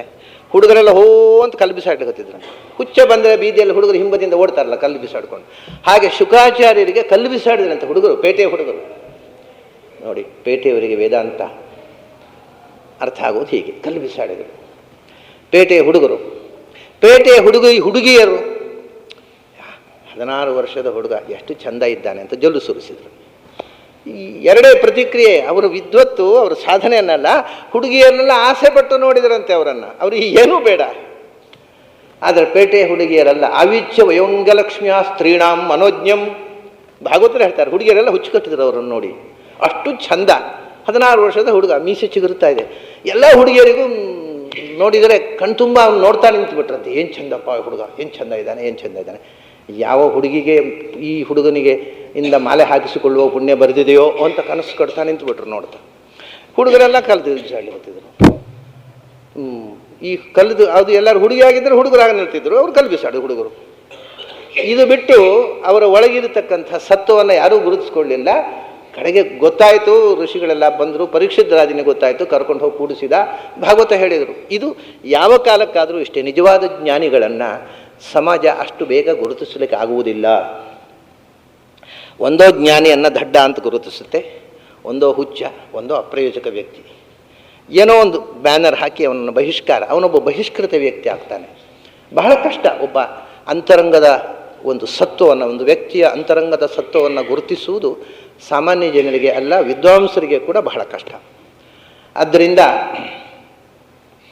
ಜ್ಞಾನಯಜ್ಞೇನ ಚಾಪಿ ಅನ್ಯೇ, ಅದು ಕೆಲವೇ ಗುಂಪಿನವರು. ಅವನಿಗೆ ಸಮಾಜದ ರೆಕಾಗ್ನಿಷನ್ನ ಯೋಚನೆ ಇರಬಾರ್ದು, ಇದ್ದರೆ ಆಗೋಲ್ಲ ಮಾಡಲಿಕ್ಕೆ. ಯಜಂತೋ ಮಾಂ ಉಪಾಸತೆ, ಅವರ ಉಪಾಸನೆ ಅನ್ನೋದು ಜ್ಞಾನಪೂರ್ವಕವಾದ ಯಜ್ಞ, ಜ್ಞಾನಯಜ್ಞ. ಅದೇ ಯಜನ, ಪೂಜೆ, ಬೇರೆ ಏನೂ ಇಲ್ಲ ಅವರಿಗೆ. ಅವರ ಅಂತರ್ಮುಖವಾದ ಭಗವಂತನ ಧ್ಯಾನದಲ್ಲೇ ಸಂತೋಷ ಪಡ್ತಾರೆ. ಹೇಗೆ ಭಗವಂತನನ್ನು ಕಾಣ್ತಾರೆ ಆ ಜ್ಞಾನಯಜ್ಞದಲ್ಲಿ? ಏಕತ್ವೇನ ಪೃಥಕ್ತ್ವೇನ ಬಹುಧಾ ವಿಶ್ವತೋ ಮುಖಂ, ಅವನನ್ನು ಒಂದಾಗಿ ಕಾಣ್ತಾರೆ, ಅವನನ್ನು ಬೇರೆಯಾಗಿ ಕಾಣ್ತಾರೆ, ಅವನನ್ನು ಬಹುವಾಗಿ ಕಾಣ್ತಾರೆ ಅಂದರು. ಒಂದಾಗಿ ಕಾಣುವುದು, ಬಹುವಾಗಿ ಕಾಣುವುದು ಅಂದರೆ ನೋಡಿ, ಗೊಂದಲ ಹುಟ್ಟಿಸುವಂಥದ್ದು ಇದೆಲ್ಲ. ಒಂದು ಏಕತ್ವೇನ ಭಗವಂತನನ್ನು ಒಂದಾಗಿ ಕಾಣ್ತಾರೆ, ಮತ್ತು ಪೃಥಕ್ತ್ವೇನ ಭಗವಂತನ ಬೇರೆ ಬೇರೆಯಾಗಿ ಕಾಣ್ತಾರೆ. ಅಂದರೆ ಕೆಲವರು ಒಂದೇ ಆಗಿ, ಅಂದರೆ ಅಹಂ ಬ್ರಹ್ಮಾಸ್ಮಿ ಒಂದೇ ಆಗಿ ಕಾಣೋದು ಅಂದರೆ ಏಕತ್. ದೇವರು ಮತ್ತು ಪ್ರಪಂಚ ಜೀವರು ಬೇರೆ ಬೇರೆ ಎಲ್ಲ ಒಂದೇ ಕಾಣ್ತಾರೆ. ಕೆಲವರು ಹಾಗಲ್ಲಪ್ಪ, ದೇವರು ಬೇರೆ ಜೀವ ಬೇರೆ ಬೇರೆ ಬೇರೆ ಕಾಣ್ತಾರೆ ಅಂತ ಅರ್ಥ ಕಾಣುತ್ತೆ ನೋಡುವಾಗ. ಹಾಗೆ ಕಂಡ್ರೆ ಸಮಸ್ಯೆ ಏನು ಅಂದರೆ, ಉಪಾಸನೆಯಲ್ಲಿ ಎರಡು ಉಪಾಸನೆ ಸತ್ಯ ಆಗೋ ಸಾಧ್ಯ ಇಲ್ಲ ಹೀಗೆ ಇರುವಂಥ. ಈಗ ಹೇಗೆ ಭಗವಂತನಲ್ಲಿ ವಿರುದ್ಧ ಧರ್ಮಗಳು ಕೂಡುತ್ತೋ ಹಾಗೆ ಉಪಾಸನೆಯಲ್ಲಿ ಈ ವಿರುದ್ಧ ಧರ್ಮ ಕೊಡೋದಿಲ್ಲ. ನಾನೇ ದೇವರೊಂದು ಉಪಾಸನೆ ಮಾಡಿದ್ರು ಒಂದೇ, ದೇವರು ದೊಡ್ಡವ ನಾನು ಭಕ್ತ ಅಂತ ಮಾಡಿದ್ರು ಒಂದೇ ಅಂದರೆ ಇವನ್ನು ಹುಚ್ಚರ ಆಸ್ಪತ್ರೆ ಕಳಿಸ್ಬೇಕು ಹೀಗೆ ಹೇಳೋರನ್ನು. ಅಂದರೆ ಕೃಷ್ಣ ಹೇಗೆ ಬೇಕಾದ್ರೆ ಹೇಗೆ ಉಪಾಸನೆ ಮಾಡು ಅಂತ ಹೇಳ್ತಾನ. ಅವನು ಸತ್ಯವನ್ನೇ ಉಪಾಸನೆ ಮಾಡಬೇಕು ಅಂತ ಒತ್ತು ಕೊಡೋ, ಸತ್ಯದ ಹಿಂದೆ ಹೋಗಬೇಕು ಅಂತ. ಹಾಗಾದರೆ ಹಾಗೆ, ಹೀಗಾದರೆ ಹೇಗೆ? ಹಾಗಲ್ಲ. ಏಕತ್ವೇನ ಅಂದರೆ ಭಗವಂತ ಒಬ್ಬನೇ. ಒಂದೊಂದು ಊರಿಗೆ, ಒಂದೊಂದು ಜಾತಿಗೆ, ಒಂದೊಂದು ಮತಕ್ಕೆ, ಒಂದೊಂದು ಭಾಷೆಗೆ, ಒಂದೊಂದು ದೇಶಕ್ಕೆ ಒಬ್ಬ ದೇವರಿಲ್ಲ. ಎಲ್ಲರಿಗೂ ಒಬ್ಬನೇ ದೇವರು. ದೇವರು ಹಲವು ಇರುವುದು ಸಾಧ್ಯ ಇಲ್ಲ ಅಲ್ವಾ? ಅದನ್ನು ಏಕತ್ವೇನ ಅಂತ. ಭಗವಂತ ಒಬ್ಬನೇ ಎಲ್ಲರಿಗೂ. ಆಚಾರ್ಯರು ಉತ್ತರ ಭಾರತಕ್ಕೆ ಯಾತ್ರೆ ಹೋದರು. ಉತ್ತರ ಭಾರತಕ್ಕೆ ಯಾತ್ರೆಗೆ ಹೋದರು. ಎಲ್ಲೋ ಒಂದು ಕಡೆ ಬದ್ರಿ ಹೋಗುವ ದಾರಿಯಲ್ಲಿ ಒಂದು ಮುಸ್ಲಿಂ ಆಡಳಿತಕ್ಕೆ ಒಳಪಟ್ಟಂಥ ಒಂದು ಏರಿಯಾ, ಒಂದು ರಾಜ್ಯ, ಅದು ಮುಸ್ಲಿಮರ ಆಡಳಿತಕ್ಕೆ ಒಳಪಟ್ಟಿದೆ. ಗಂಗಾ ನದಿ, ಅದರ ಈಚೆ ಹಿಂದೂಗಳ ಆಡಳಿತಕ್ಕೆ ಒಳಪಟ್ಟಿದೆ. ಇಲ್ಲಿರುವ ಹಿಂದೂ ರಾಜ, ಅಲ್ಲಿರುವ ಮುಸ್ಲಿಂ ರಾಜ. ಮಧ್ಯದಲ್ಲಿ ಅವರಿಗೆ ಬಾರ್ಡರ್ ಏನು? ಗಂಗಾ ನದಿಯೇ ಅವರಿಗೆ ಬಾರ್ಡರ್, ಅದರ ಆಚೆಗೆ ಮುಸ್ಲಿಂ ರಾಜ್ಯ. ಅದರಿಂದ ಏನಾಗಿತ್ತು ಅಂದರೆ ಜಗಳ ನಿತ್ಯ. ಹಿಂದೂಗಳಿಗೂ ಅಲ್ಲಿ ಆ ಕಡೆ ಇರತಕ್ಕಂಥ ಮುಸ್ಲಿಮ್ದರಿಗೂ ಇಲ್ಲಿ ಹಿಂದೂ ರಾಜನಿಗೂ ಜಗಳ. ಅದರಿಂದ ಈ ಹಿಂದೂ ರಾಜ್ಯದವರು ಆ ಕಡೆ ಹೋಗುವ ಹಾಗಿಲ್ಲ. ಒಂದೇ ದೇಶದಲ್ಲಿ ಈ ರಾಜ್ಯದವರು ನದಿ ದಾಟಿ ಆಚೆ ಹೋಗುವ ಹಾಗಿಲ್ಲ, ಆಚೆ ರಾಜ್ಯದವರು ನದಿ ದಾಟಿ ಈಚೆ ಬರುವ ಹಾಗಿಲ್ಲ. ಹಿಂದೂ ಟೆರಿಟರಿ ಒಳಗೆ ಮುಸ್ಲಿಂ ಪ್ರಜೆಗಳು ಬರುವ ಹಾಗಿಲ್ಲ. ಮುಸ್ಲಿಂ ಪ್ರಜೆಗಳಲ್ಲ, ಅಲ್ಲಿರುವ ಪ್ರಜೆಗಳು, ಅವರೆಲ್ಲ ಮುಸ್ಲಿಮರೇನೂ ಅಲ್ಲ. ಇಲ್ಲಿರುವ ಪ್ರಜೆಗಳು ಅಲ್ಲಿಗೆ ಹೋಗುವ ಹಾಗಿಲ್ಲ, ಅಲ್ಲಿರುವ ಪ್ರಜೆಗಳು ಇಲ್ಲಿ ಬರುವ ಹಾಗಿಲ್ಲ. ಯಾಕೆಂದರೆ ರಾಜರುಗಳ ಜಗಳ. ಪಾಪ ಪ್ರಜೆಗಳಿದ್ದೇನು, ಗಂಗಾ ನದಿ ದಾಟಿದರೆ ಹೋಗುವ ಹಾಗಿಲ್ಲ. ಆಚಾರ್ಯ ಗಂಗಾ ನದಿ ದಾಟಿ ಹೋಗಬೇಕು, ಎಲ್ಲೋ ಪ್ರಯಾಣ, ಅವ್ರು ಬದ್ರಿ ಕಡೆ ಹೋಗಬೇಕು, ಅಲ್ಲಿ ಮಧ್ಯೆ ನದಿ ದಾಟಿ ಆಚೆ ಹೋಗಬೇಕು. ಅಲ್ಲಿ ದೋಣಿ ಇರಲಿಲ್ಲ, ಯಾಕಂದರೆ ಫೆರಿ ಕ್ರಾಸೇ ಇಲ್ಲ, ದೋಣಿ ಇರಲಿಲ್ಲ. ಆಚಾರ್ಯನ ಹೇಳಿದ್ರು, ಬರ್ರಿ ಇಳೀರಿ, ನಾ ಮುಂದೆ ಹೋಗ್ತೇನೆ, ನನ್ನ ಹಿಂದೆ ಬರ್ರಿ ಎಂದರು ಶಿಷ್ಯರಿಗೆ. ಅವ್ರು ನದಿ ಮೇಲೆ ಇಳ್ಕೊಂಡು ಸೀದಾ ಹೋದರು. ಎಲ್ಲಿ ನೀರು ಕಮ್ಮಿ, ಎಲ್ಲಿ ನೀರು ಹೆಚ್ಚು, ಅಥವಾ ನೀರಿದ್ದರೂ ಇಳಿದ ಹಾಗೆ ಮಾಡ್ಬೇಕು ಎಲ್ಲ ಗೊತ್ತು ಅವರಿಗೆ. ಸರಿ, ನನ್ನ ಹಿಂದೆ ಬರ್ರಿ, ನೀವು ಯಾರಿಗೂ ಏನೂ ತೊಂದರೆ ಆಗೋಲ್ಲ, ಒಬ್ಬೊಬ್ಬರೇ ಹಿಂದಿನಿಂದ ಬರ್ರಿ. ಅದು ಹೇಗೆ ಅಂದರೆ ಅವರು ಹೇಳಿದ ರೀತಿ ಅದೊಂದು ವೈದಿಕ ಸಂಪ್ರದಾಯ. ಹಿಂದೆ ಯಜ್ಞದಲ್ಲಿ ಪವಮಾನ ಅಂತ ಒಂದಿದೆ.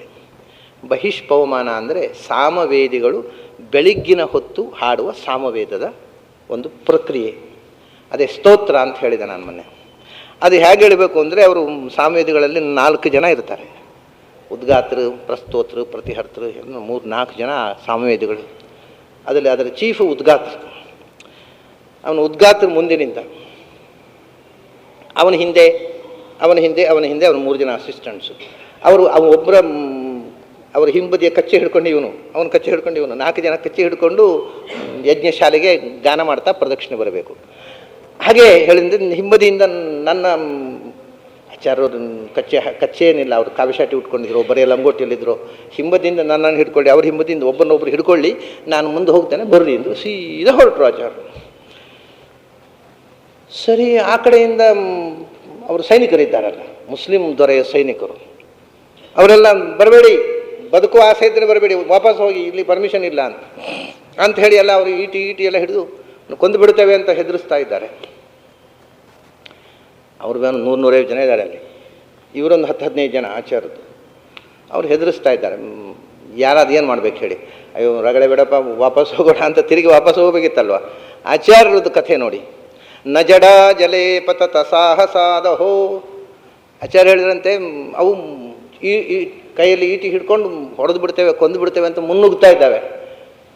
ಆಚಾರ್ಯರು ನಗ್ತಾ ಹೇಳ್ತಾರೆ, ಅಪ್ಪ ಮುಂದೆ ಬರಬೇಡಿ, ನೀರು ಬಿದ್ದು ಸಾಯ್ತೀರಾ, ಸುಮ್ಮನೆ ನಾವಿರೋದು 15 ಜನ, ನೀವು 150 ಜನ ಇದ್ದೀರಿ, ನಿಮಗೇನು ಭಯ ನಮ್ಮಿಂದ? ನಿಮಗೆ ಯಾಕೆ ಹೆದರಿಕೆ? ಧೈರ್ಯವಾಗಿರಿ, ನಾವೇ ಬರ್ತೀವಿ ಮೇಲೆ ಅಂತ ಹೇಳಿ ಸೀದ ಮೇಲೆ ಹತ್ಬಿಟ್ರು. ಇವು ಕಣ್ಕಂಡ್ಬಿಟ್ಟು ನಿಂತು ನೋಡಿದವು. ಇದು ಸಮಯ ಪ್ರಜ್ಞೆ, ಆತ್ಮವಿಶ್ವಾಸ. ಹೆದರ್ಬೇಡ್ರಿ ಅವರು ಇವ್ರನ್ನ ಹೆದರಿಸಿದರೆ ಇವ್ರವ್ರಿಗೆ ಧೈರ್ಯ ಹೇಳೋದು, ಹೆದರ್ಬಿಡ್ರಿ. ನ ಜಡಾ ಜಲೆ ಪತತ ಸಾಹಸಾದ ನ ಭಯಂ. ನಿಮಗೆ ಹೆದರಿಕೆ ಏನು? ನೀವು ತುಂಬ ಜನ ನಾವು ಬಹಳ ಕಮ್ಮಿ ಜನ ಇರೋದು ಅಂತ ಸೀದಾ ಮೇಲೆ ಹತ್ತಿದ್ರು. ಮೇಲೆ ಹತ್ತಿದ ತಕ್ಷಣ ಎಲ್ಲ ಮುತ್ತಿಗೆ ಹಾಕಿದವು. ಏನು ನಿಮ್ಮದು ಕಥೆ? ಇಲ್ಲ ಬರಲಿ ಪರ್ಮಿಷನ್ ಇಲ್ಲ. ಅಲ್ಲ ನಿಮ್ಮ ರಾಜನ ಹತ್ರ ಮಾತಾಡಿ ಬಂದದ್ದು, ನಾವು ಕರ್ಕೊಂಡು ಹೋಗಿ ನಾವು ಹೇಳ್ತೇವೆ ಯಾಕೆ ಬಂದದ್ದು. ಸರಿ ಆಯಿತು, ಈ ವಾಸ್ ಟೇಕನ್ ಟು ಕಿಂಗ್ಡಮ್. ಅವನೆಲ್ಲೋ ಕೂತಿದ್ದಾನೆ ಸಭೆಯಲ್ಲೋ, ಅವನ ಮನೆ ಮುಂದೋ ಅಟ್ಟದಲ್ಲೋ ಕೂತಿದ್ದಾನೆ. ಯಾವ ಧೈರ್ಯದಿಂದ ಬಂದಿರಿ ಅಂತ ಕೇಳ್ತಾನೆ. ಅಲ್ಲ ನೀವು ನಿಮ್ಮ ಪುರಾಣಗಳು ಅದನ್ನೆಲ್ಲ ಒಂದು ಸ್ವಲ್ಪ ತಿಳ್ಕೊಂಡಿದ್ದಾನೆ. ನಿಮ್ಮ ಪುರಾಣದಲ್ಲಿ ಯಮಭಟ್ರು ಬಂದು ಅಂತ್ಯಕಾಲದಲ್ಲಿ ಎಳ್ಕೊಂಡು ಹೋಗ್ತಾರೆ ಅಂತ ಎಲ್ಲ ಕೇಳಿದ್ದೇನೆ. ಅಂಥ ಯಮಭಟ್ರಂಥ ಸೈನಿಕರನ್ನು ಇಟ್ಟಿದ್ದೇನೆ, ಯಾವ ಧೈರ್ಯದಿಂದ ಬಂದಿರಿ ನೀವು ಅಂತ ಕೇಳ್ತಾನೆ ಅವ. ಅದಕ್ಕೆ ಆಚಾರ್ಯ ಹೇಳ್ತಾರೆ, ನೋಡಿ ಇದು ನಾನು ಯಾಕಯ್ಯ ಹೆದರಬೇಕು? ಎಲ್ಲರನ್ನೂ ಸೃಷ್ಟಿ ಮಾಡಿದ ದೇವರು ಒಬ್ಬನೇ ಅಲ್ವಾ? ನಿನ್ನನ್ನು ಸೃಷ್ಟಿ ಮಾಡಿದ ದೇವರು, ನೀನು ಉಪಾಸನೆ ಮಾಡುವ ದೇವರು, ನಾನು ಉಪಾಸನೆ ಮಾಡುವ ದೇವರು. ನೀನು ಉರ್ದು ಭಾಷೆಯೋ ಅರಾಬಿಕ್ ಉರ್ದು ಭಾಷೆ ಇರಲಿಲ್ಲ ಆವಾಗ, ನೀನು ಅರಾಬಿಕ್ಕಲ್ಲೋ ಅಥವಾ ಪರ್ಷಿಯಾ, ಇದು ಎರಡರಲ್ಲಿ ಒಂದಿರಬೇಕು. ಅವನ ಭಾಷೆಯಲ್ಲೇ ಮಾತಾಡಿದ್ರು ಅಂತಿದೆ. It may be Persian or Arabic. ಉರ್ದಂತೂ ಅಲ್ಲ, ಯಾಕೆಂದರೆ ಉರ್ದು ಭಾಷೆ ಅವಾಗ ಇರಲಿಲ್ಲ. ಉರ್ದು ಭಾಷೆ ಸೃಷ್ಟಿಯಾದ್ದೇ 16ನೇ ಶತಮಾನದ ಮೇಲೆ. ಪರ್ಷಿಯನ್ ಭಾಷೆಯಲ್ಲೋ ಅರಾಬಿಕ್ ಭಾಷೆಯಲ್ಲೋ ಮಾತಾಡಬೇಕು. ಯೋಸು ಉದೀಪ, ಮೇಲಿಂದ ಬೆಳಗ್ತಾನಲ್ಲಪ್ಪ ಸೂರ್ಯನಾರಾಯಣ, ಎಲ್ಲರಿಗೂ ಅವನೇ ದೇವರು. ನೀನು ಅವನ ಮಕ್ಕಳು, ನೀವು ಅವನ ಮಕ್ಕಳೇ, ನಾವು ಅವನ ಮಕ್ಕಳೇ, ಎಲ್ಲ ದೇವರ ಮಕ್ಕಳು ನಾವು. ಅಂದರೆ ಏನಾಯಿತು? We are just like brothers ಅಂತಂದುಬಿಟ್ರು ಆಚಾರ್ಯರು. He was ಸ್ಟನ್ಡ್. ಅವನಿಗಂತಾರೆ ಒಬ್ಬ ಹಿಂದುವಿನ ಬಾಯಿಯಿಂದ ಈ ರೀತಿ ಮಾತು ನಾನು ಎಕ್ಸ್ಪೆಕ್ಟ್ ಮಾಡಿರಲಿಲ್ಲ. ಆಶ್ಚರ್ಯಪಟ್ಟು ಇಲ್ಲೇ ಇರಿ, ಇಂಥ ಸನ್ಯಾಸಿಗಳು ಹಿಂದೂ ಸನ್ಯಾಸಿಗಳಾದರೆ ನನ್ನಿಂದ ಏನು ತಕರಾರಿಲ್ಲ, ಇಲ್ಲೇ ಮಠ ಕಟ್ಟಲಿಕ್ಕೆ ಜಾಗ ಕೊಡ್ತೀನಿ, ಇಲ್ಲೇ ಮಠ ಕಟ್ಟಿಕೊಂಡಿರಿ ಅಂತ ಹೇಳಿದ. ಆಚಾರ್ಯರು ತಗೊಳ್ಳಿಲ್ಲ, ಬುದ್ಧಿ ಇರಲಿಲ್ಲ ಅವರಿಗೆ. ದೊಡ್ಡ ಸ್ವಾಮಿಗಳಿದ್ರು, ನನ್ನ ಮಠ ಕಟ್ಟಲಿಕ್ಕೆ ಜಾಗ ಎಲ್ಲ ಬೇಡ, ನಿನ್ನ ಜಾಗ ಜಮೀನು ಜಹಗೀರು ಇದೆಲ್ಲ ಆಸ್ತಿ ಪಾಸ್ತಿ ಯಾರಿಗೆ ಬೇಕಾಗಿದೆ, ನಾವು ಇದರ ಆಸೆ ಇದ್ದಿದ್ದು ಸನ್ಯಾಸಿ ಆಗಿ ತೊಗೊಳ್ತಿದ್ದೆವು, ನಮಗೆ ಇದೇನೂ ಬೇಡ, ನಮ್ಮ ಹೋಗಲಿಕ್ಕೆ ನಿನ್ನ ಸೈನಿಕರು ತೊಂದರೆ ಕೊಡದಿದ್ದರೆ ಸಾಕು, ನನ್ನ ವಿದ್ಯಾರ್ಥಿಗಳಿಗೆ ನಿನ್ನ ಆಸ್ತಿ ಪಾಸ್ತಿ ಏನೂ ಬೇಡ ಅಂತ ಹೊರಟೋಗ್ಬಿಟ್ರು ಅವರು.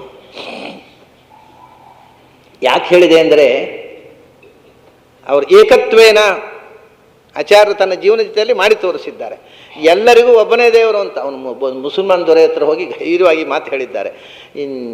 ಇದಕ್ಕಿಂತ ದೊಡ್ಡ ಸುಧಾರಣೆ ಏನ್ರಿ? 20ನೇ ಶತಮಾನದ ಸುಧಾರಣಾವಾದಿಗಳು ಇದಕ್ಕಿಂತ ಹೆಚ್ಚು ಏನು ಸುಧಾರಣೆ ಮಾಡಿದ್ದಾರೆ? ಆಚಾರ್ಯದ್ದು ಕ್ರಾಂತಿ ಅಂತದ್ದು, ದೂರದೃಷ್ಟಿ ಅಂತದ್ದು. ಆಮೇಲೆ ನಾರಾಯಣಾಚಾರ್ಯರು ಹೇಳ್ತಾರೆ, ಆ ರಾಜನನ್ನು ಅಲಕ್ಷ್ಯ ಮಾಡಿ ಹೋಗುವ ಯೋಗ್ಯತೆ ಇತ್ತು ಆಚಾರ್ಯರಿಗೆ, ಆದರೆ ಎಲ್ಲಿ ಹೇಗೆ ನಡ್ಕೊಳ್ಬೇಕು ಅಂತ ಲೋಕನೀತಿಯನ್ನು ತಿಳಿಸುವುದಕ್ಕೋಸ್ಕರ ಹಾಗೆ ನಡ್ಕೊಂಡ್ರು ಆಚಾರ್ಯ. ಈಗ ಶಿಷ್ಯರಿಗೆ ಆ ಲೋಕನೀತಿ ಕಲಿಸಬೇಕಿತ್ತು. ಯಾವ ಸಂದರ್ಭದಲ್ಲಿ ಹೇಗೆ ನಾವು ಮಾತಾಡಬೇಕು, ಹೇಗೆ ಸಮಸ್ಯೆಯಿಂದ ನುಣುಚಿಕೊಳ್ಬೇಕು. ಬೇರೆ ಕಡೆ ಬೇರೆ ಥರವೂ ಮಾಡಿದ್ದಾರೆ. ಇನ್ನೊಂದು ಸಂದರ್ಭದಲ್ಲಿ ದೋಣಿ ಇಲ್ಲದೆ ಇದ್ದಾಗ ಶಿಷ್ಯರನ್ನೆಲ್ಲ ಈಚೆ ದಡದಲ್ಲಿ ಕೂಡಿಸಿ ತಾನು ಒಬ್ಬನೇ ಜಲಸ್ತಂಭನ ಶಕ್ತಿಯಿಂದ ಆಚೆ ದಡಕ್ಕೆ ಹೋಗಿ, ಯಾಕಂದರೆ ಅಪರಂಪಾರವಾದ ಪ್ರವಾಹ, ಈ ಶಿಷ್ಯರನ್ನೆಲ್ಲ ಹಿಮ್ಮದಿಂದ ಕಚ್ಚೆ ಹಿಡ್ಕೊಂಡು ಬನ್ನಿ ಅಂತ ಹೇಳುವ ಹಾಗಿಲ್ಲ, ಇವರು ಕೊಚ್ಚಿಕೊಂಡು ಹೋಗ್ತಾರೆ ಕಚ್ಚೆ ಬಿಟ್ಟು. ಅದಕ್ಕೇನು ಮಾಡಿದರು, ತಾನೊಬ್ಬರೇ ಜಲಸ್ತಂಭನದಿಂದ ಹೋಗಿ ಅಲ್ಲಿ ಹೋದ ಕೂಡಲೇ ಎಲ್ಲ ಕಂಗಾಲಾದರು. ಒಬ್ಬ ಸನ್ಯಾಸಿ, ಪ್ರಚಂಡ ಸನ್ಯಾಸಿ ಬಂದಿದ್ದಾನೆ. ಅದಕ್ಕೆ ಅವನು ಅಲ್ಲಿ ಹೋದರು, ಏನು ಇಲ್ಲಿ ಯಾಕೆ ದೋಣಿ ಇಲ್ಲ ಅಂತ ಕೇಳಿದರು. ಅಲ್ಲ ಅದೇನು ಜಗಳ, ಬಾರ್ಡರ್ ಡಿಸ್ಪ್ಯೂಟು, ಅದು ಜಗಳ, ಅದು ಮುಗಿಯೋದೇ ಇಲ್ಲ, ಅದು ಬಾರ್ಡರ್ ಡಿಸ್ಪ್ಯೂಟು, ಅದರಿಂದ ನಾವು ದೋಣಿ ಆಚೆ ಕಳಿಸೋಲ್ಲ. ಏನು ತೊಂದರೆ ಇಲ್ಲ, ನನ್ನ ಶಿಷ್ಯರು ಆಚೆ ಕಡೆ ಇದ್ದಾರೆ, ಅವನು ದೋಣಿ ಕಳಿಸಿ ಕರ್ಕೊಂಡು ಬಾ ಅಂಥೇಳಿ ಅಲ್ಲಿಯ ರಾಜನಿಗೆ ಆಜ್ಞೆ ಮಾಡಿ ದೋಣಿ ಕಳಿಸಿ ಶಿಷ್ಯನ ತರಿಸ್ಕೊಂಡಿದ್ದರು. ಒಂದೊಂದು ಕಡೆ ಒಂದೊಂದು ಥರ ಮಾಡಿದ್ದಾರೆ. ಗೋವೆಯಲ್ಲಿ ಆಚಾರ್ಯರನ್ನು ಹೌಸ್ ಅರೆಸ್ಟ್ನಲ್ಲಿ ಇಟ್ಬಿಟ್ಟ ಗೋವೆ ರಾಜ. ಅವ್ರು ಹೊರಗೆ ಹೋಗಬಾರ್ದು ಅವ್ರು ಹೋಗ್ಬೇಕು ಇಲ್ಲೇ ಇರಬೇಕು ಅಂತ ಹೇಳಿದ. ಇವರು ಮಹಾಪವಾಡ ಪುರುಷರು ಅಂತ ಗೊತ್ತಾಯಿತು, ಇಲ್ಲೇ ಇರಿ ಅಂತ. ನಾವು ಆಗೋಲ್ಲಪ್ಪ, ನಾವು ಒಂದು ಕಡೆ ಇರೋರಲ್ಲ, ನಾವು ಅಲೆಮಾರಿಗಳು ಅಂದರು ಆಚಾರ್ಯರು. ಇವನೇನು ಮಾಡಿದ, ಅವ್ರು ವಾಸ ಮಾಡಿರತಕ್ಕಂಥ ಛತ್ರ ಇದೆಯಲ್ಲ, ಅವ್ರು ಉಳ್ಕೊಂಡಂಥದ್ದು, ಅಲ್ಲಿ ಹೊರಗಿನಿಂದ ಪೊಲೀಸ್ ಪಹರೆ ಇಟ್ಬಿಟ್ಟ, ಬೀಗ ಹಾಕಿ. ಅವ್ರು ಹೊರಗೆ ಹೋಗಿದಾಗ ಎಲ್ಲಿಗೂ ಹೋಗ್ಲಿಕ್ಕೆ ಬಿಡಬೇಡಿ, ಹೌಸ್ ಅರೆಸ್ಟ್. ಇವು ನಮ್ಮ ಹೌಸ್ ಅರೆಸ್ಟ್ ಇಟ್ಟಿದ್ದಾರೆ. ಮರು ದಿವಸ ಒಳಗೆ ನೋಡಿದ್ರೆ ಇವರು ಇಲ್ಲೇ ಇಲ್ಲ, ಹೊರಟೋಗ್ಬಿಟ್ಟಿದ್ದಾರೆ ಇವರು. ಇವೆಲ್ಲ ಹೊರಗೆ ಕಾದು ನಿಂತವ್ರು ನಿಂತದ್ದೇ, ಅಲ್ಲಿ ಅದೃಶ್ಯರೇ ಹೊರಟೋಗ್ಬಿಟ್ಟಿದ್ದಾರೆ. ಹೀಗೆ ಒಂದೊಂದು ಕಡೆ ಒಂದೊಂದು ಥರ ಮಾಡಿದ್ದಾರೆ ಆಚಾರ್ಯರು. ಎಲ್ಲಿ ಏನು ಅಗತ್ಯವೋ ಅಲ್ಲಿ ಅದನ್ನು ಏಕತ್ವೇನ ಎಲ್ಲರಿಗೂ, ಎಲ್ಲ ಭಾಷೆಯ, ಎಲ್ಲ ದೇಶದ, ಎಲ್ಲ ಮತದ ಜನರಿಗೂ ಒಬ್ಬನೇ ದೇವರು. ಅದರಿಂದ ಒಬ್ಬೊಬ್ಬರಿಗೆ ಒಂದೊಂದು ದೇವರಿಲ್ಲ. ಮತ್ತು ನೀವು ಹೆಸರು ಬೇರೆ ಬೇರೆ ಇರ್ಬೋದು ಅಷ್ಟೇ, ನಿಮ್ಮ ಭಾಷೆಯಲ್ಲಿ ಒಂದೊಂದು ಹೆಸರು ಇಟ್ಟುಕೊಳ್ಳಿ, ಆದರೆ ದೇವರು ಒಬ್ಬೊಬ್ಬ ಇರೋದಿಲ್ಲ. ಅದನ್ನು ಏಕತ್ವೇನ ದೇವರು ಒಬ್ಬನೇ ಅಂತ ಉಪಾಸನೆ ಮಾಡ್ತಾರೆ ನಿಜವಾದ ಜ್ಞಾನಿಗಳು. ನನ್ನ ದೇವರು ನಿನ್ನ ದೇವರು ಅಂತ ಜಗಳಾಡೋಲ್ಲ. ಆಮೇಲೆ ಅವನು ಪೃಥಕ್ತ್ವೇನ, ಆ ಒಬ್ಬ ದೇವರು ಎಲ್ಲರಿಗಿಂತಲೂ ಭಿನ್ನ, ಅವನೇ ನಾನಲ್ಲ. ಪೃಥಕ್ತ್ವೇನ ಅವನು is different from all the souls, ಎಲ್ಲ ಜೀವರಿಂದಲೂ ವಿಲಕ್ಷಣ, ಸರ್ವಜೀವ ವಿಲಕ್ಷಣ, ಸರ್ವೋತ್ತಮ ಅಂಥವನು ಇರುವುದು ಒಬ್ಬನೇ.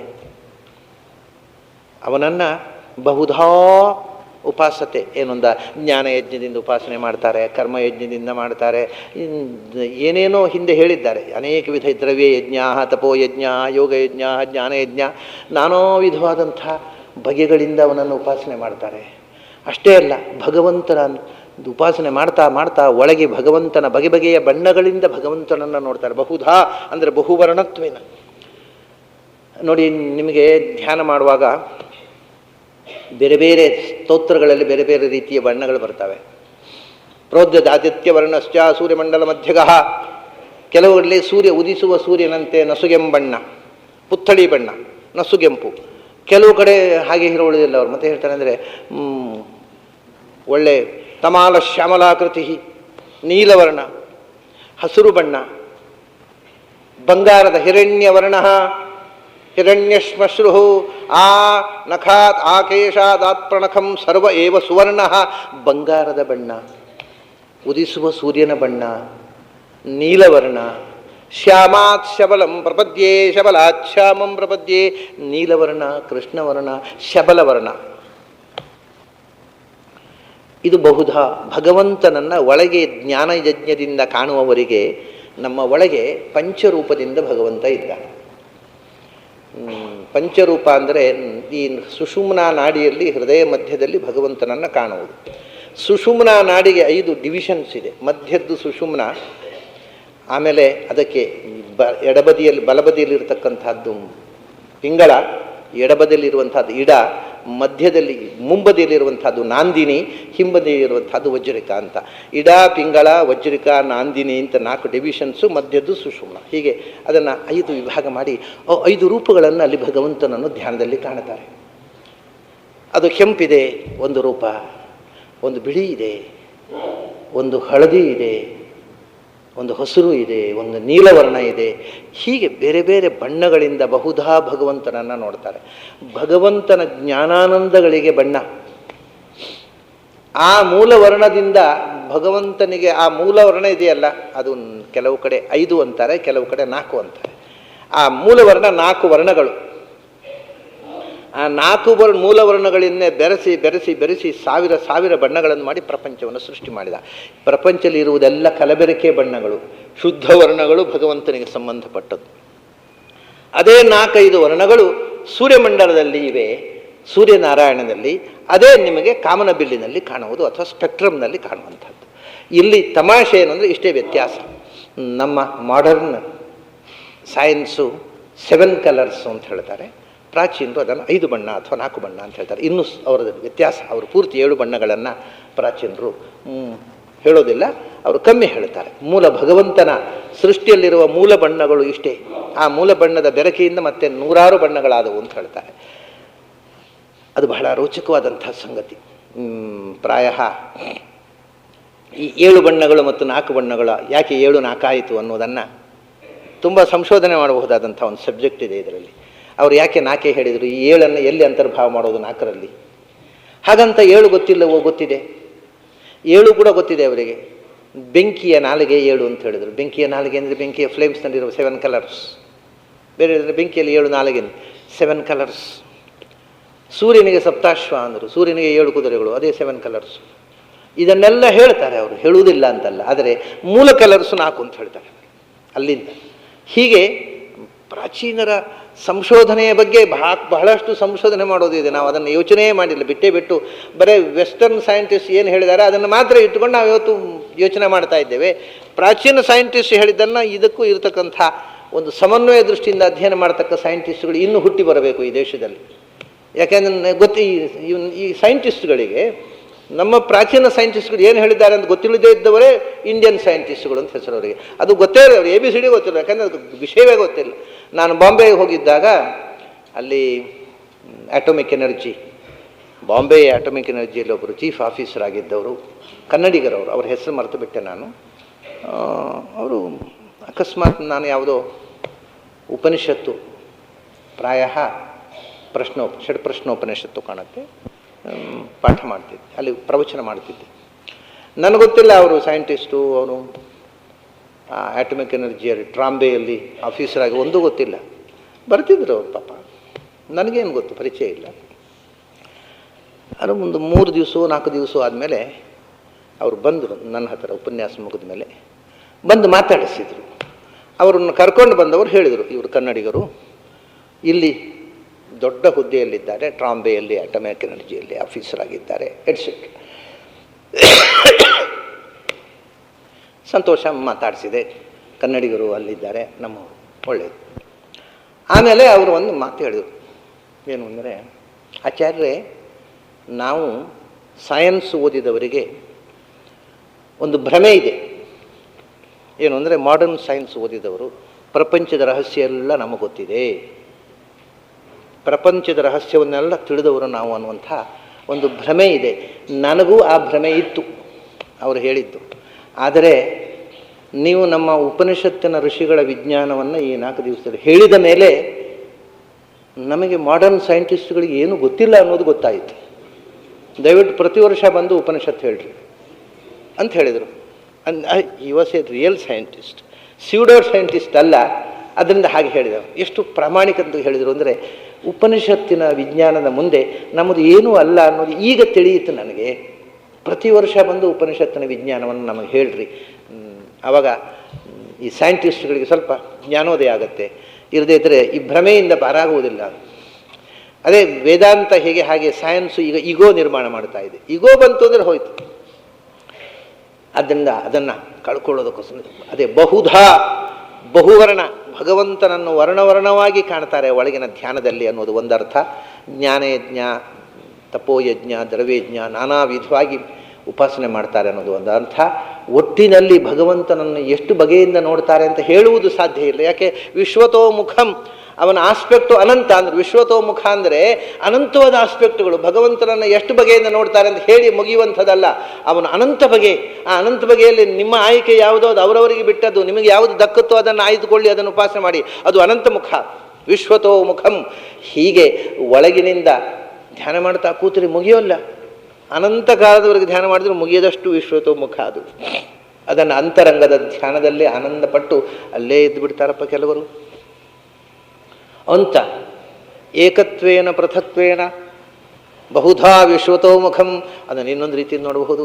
ಭಗವಂತ ಏಕ, ಪರಮಾತ್ಮನೇ ಸತತಮೇಕ ರೂಪಿಣೇ, ಪರಮಾತ್ಮ ಒಬ್ಬನೇ. ಆದರೆ ಪೃಥಕ್ತ್ವೇನ ಅವನೇ ಚತುರ್ಮೂರ್ತಿ, ಅವನೇ ಪಂಚಮೂರ್ತಿ, ಅವನೇ ಹೀಗೆ ಪೃಥಕ್ತ್ವೇನ ಅವನು ಒಬ್ಬನೇ ವಾಸುದೇವ ಸಂಕೃಷ್ಣ ಪ್ರದ್ಯುಮ್ನ ಅನಿರುದ್ಧ ಚತುರ್ಮೂರ್ತಿಯಾದ್ಯನಂತ ಅವತಾರಾತ್ಮಕ ಆಗ್ತಾನೆ. ಅಷ್ಟೇ ಅಲ್ಲ, ಬಹುಧಾ, ಇವನು ಒಂದಿದ್ದವ 4 ಆದ, 10 ಆದ, 5 ಆದ, 10 ಆದ, 12 ಆದ, 24 ಆದ, 51 ಆದ, 108 ಆದ, 1000 ಆದ, 72,000 ಆದ, ಲಕ್ಷ ಆದ, ಕೋಟಿ ಆದ, ಅನಂತ ಆದ. ಇದು ಬಹುಧಾ. ಯಾಕೆಂದರೆ ವಿಶ್ವತೋಮುಖಂ, 1 ರೂಪ, 4 ರೂಪ, ಅನಂತ ರೂಪ, ಎಷ್ಟು ಎಣಿಸಿದರೆ ಅಷ್ಟು ಮುಗಿಯದ ರೂಪ, ಎಷ್ಟು ದಕ್ಕುತ್ತೋ ಅಷ್ಟು ರೂಪ. ಹೀಗೆ ಭಗವಂತನ ವಿಶ್ವತೋಮುಖವಾದ ಉಪಾಸನೆಯನ್ನು ಮಾಡ್ತಾರೆ. ಇವರು ನಿಜವಾದ ಸಾಧಕರು, ಇವರು ಸಾತ್ವಿಕರು, ಇವರು ದೈವೀ ಸಂಪತ್ತಿಗೆ ಒಳಗಾದವರು. ಇಷ್ಟು ಜ್ಞಾನದ ವಿವರವನ್ನು ಹೇಳಿ ಮುಂದೆ ವಿಜ್ಞಾನ, ಆ ಒಳಗಿನಿಂದ ಕಾಣುವ ವಿಜ್ಞಾನ, ಜ್ಞಾನಯಜ್ಞದಿಂದ ಕಾಣುವ ವಿಜ್ಞಾನ ಯಜ್ಞ ಏನು ಅನ್ನೋದನ್ನು ಕೃಷ್ಣ ಮುಂದೆ ಹೇಳ್ತಾನೆ. ಅದನ್ನು ಮತ್ತೆ ನಾಳೆ ಸೇರಿದಾಗ ನೋಡೋಣ. ಅಲ್ಲಿ ತನಕ ನಿಮಗೆಲ್ಲ ಅಭಿನಂದನೆಗಳು ಮತ್ತು ಅಭಿವಂದನೆ.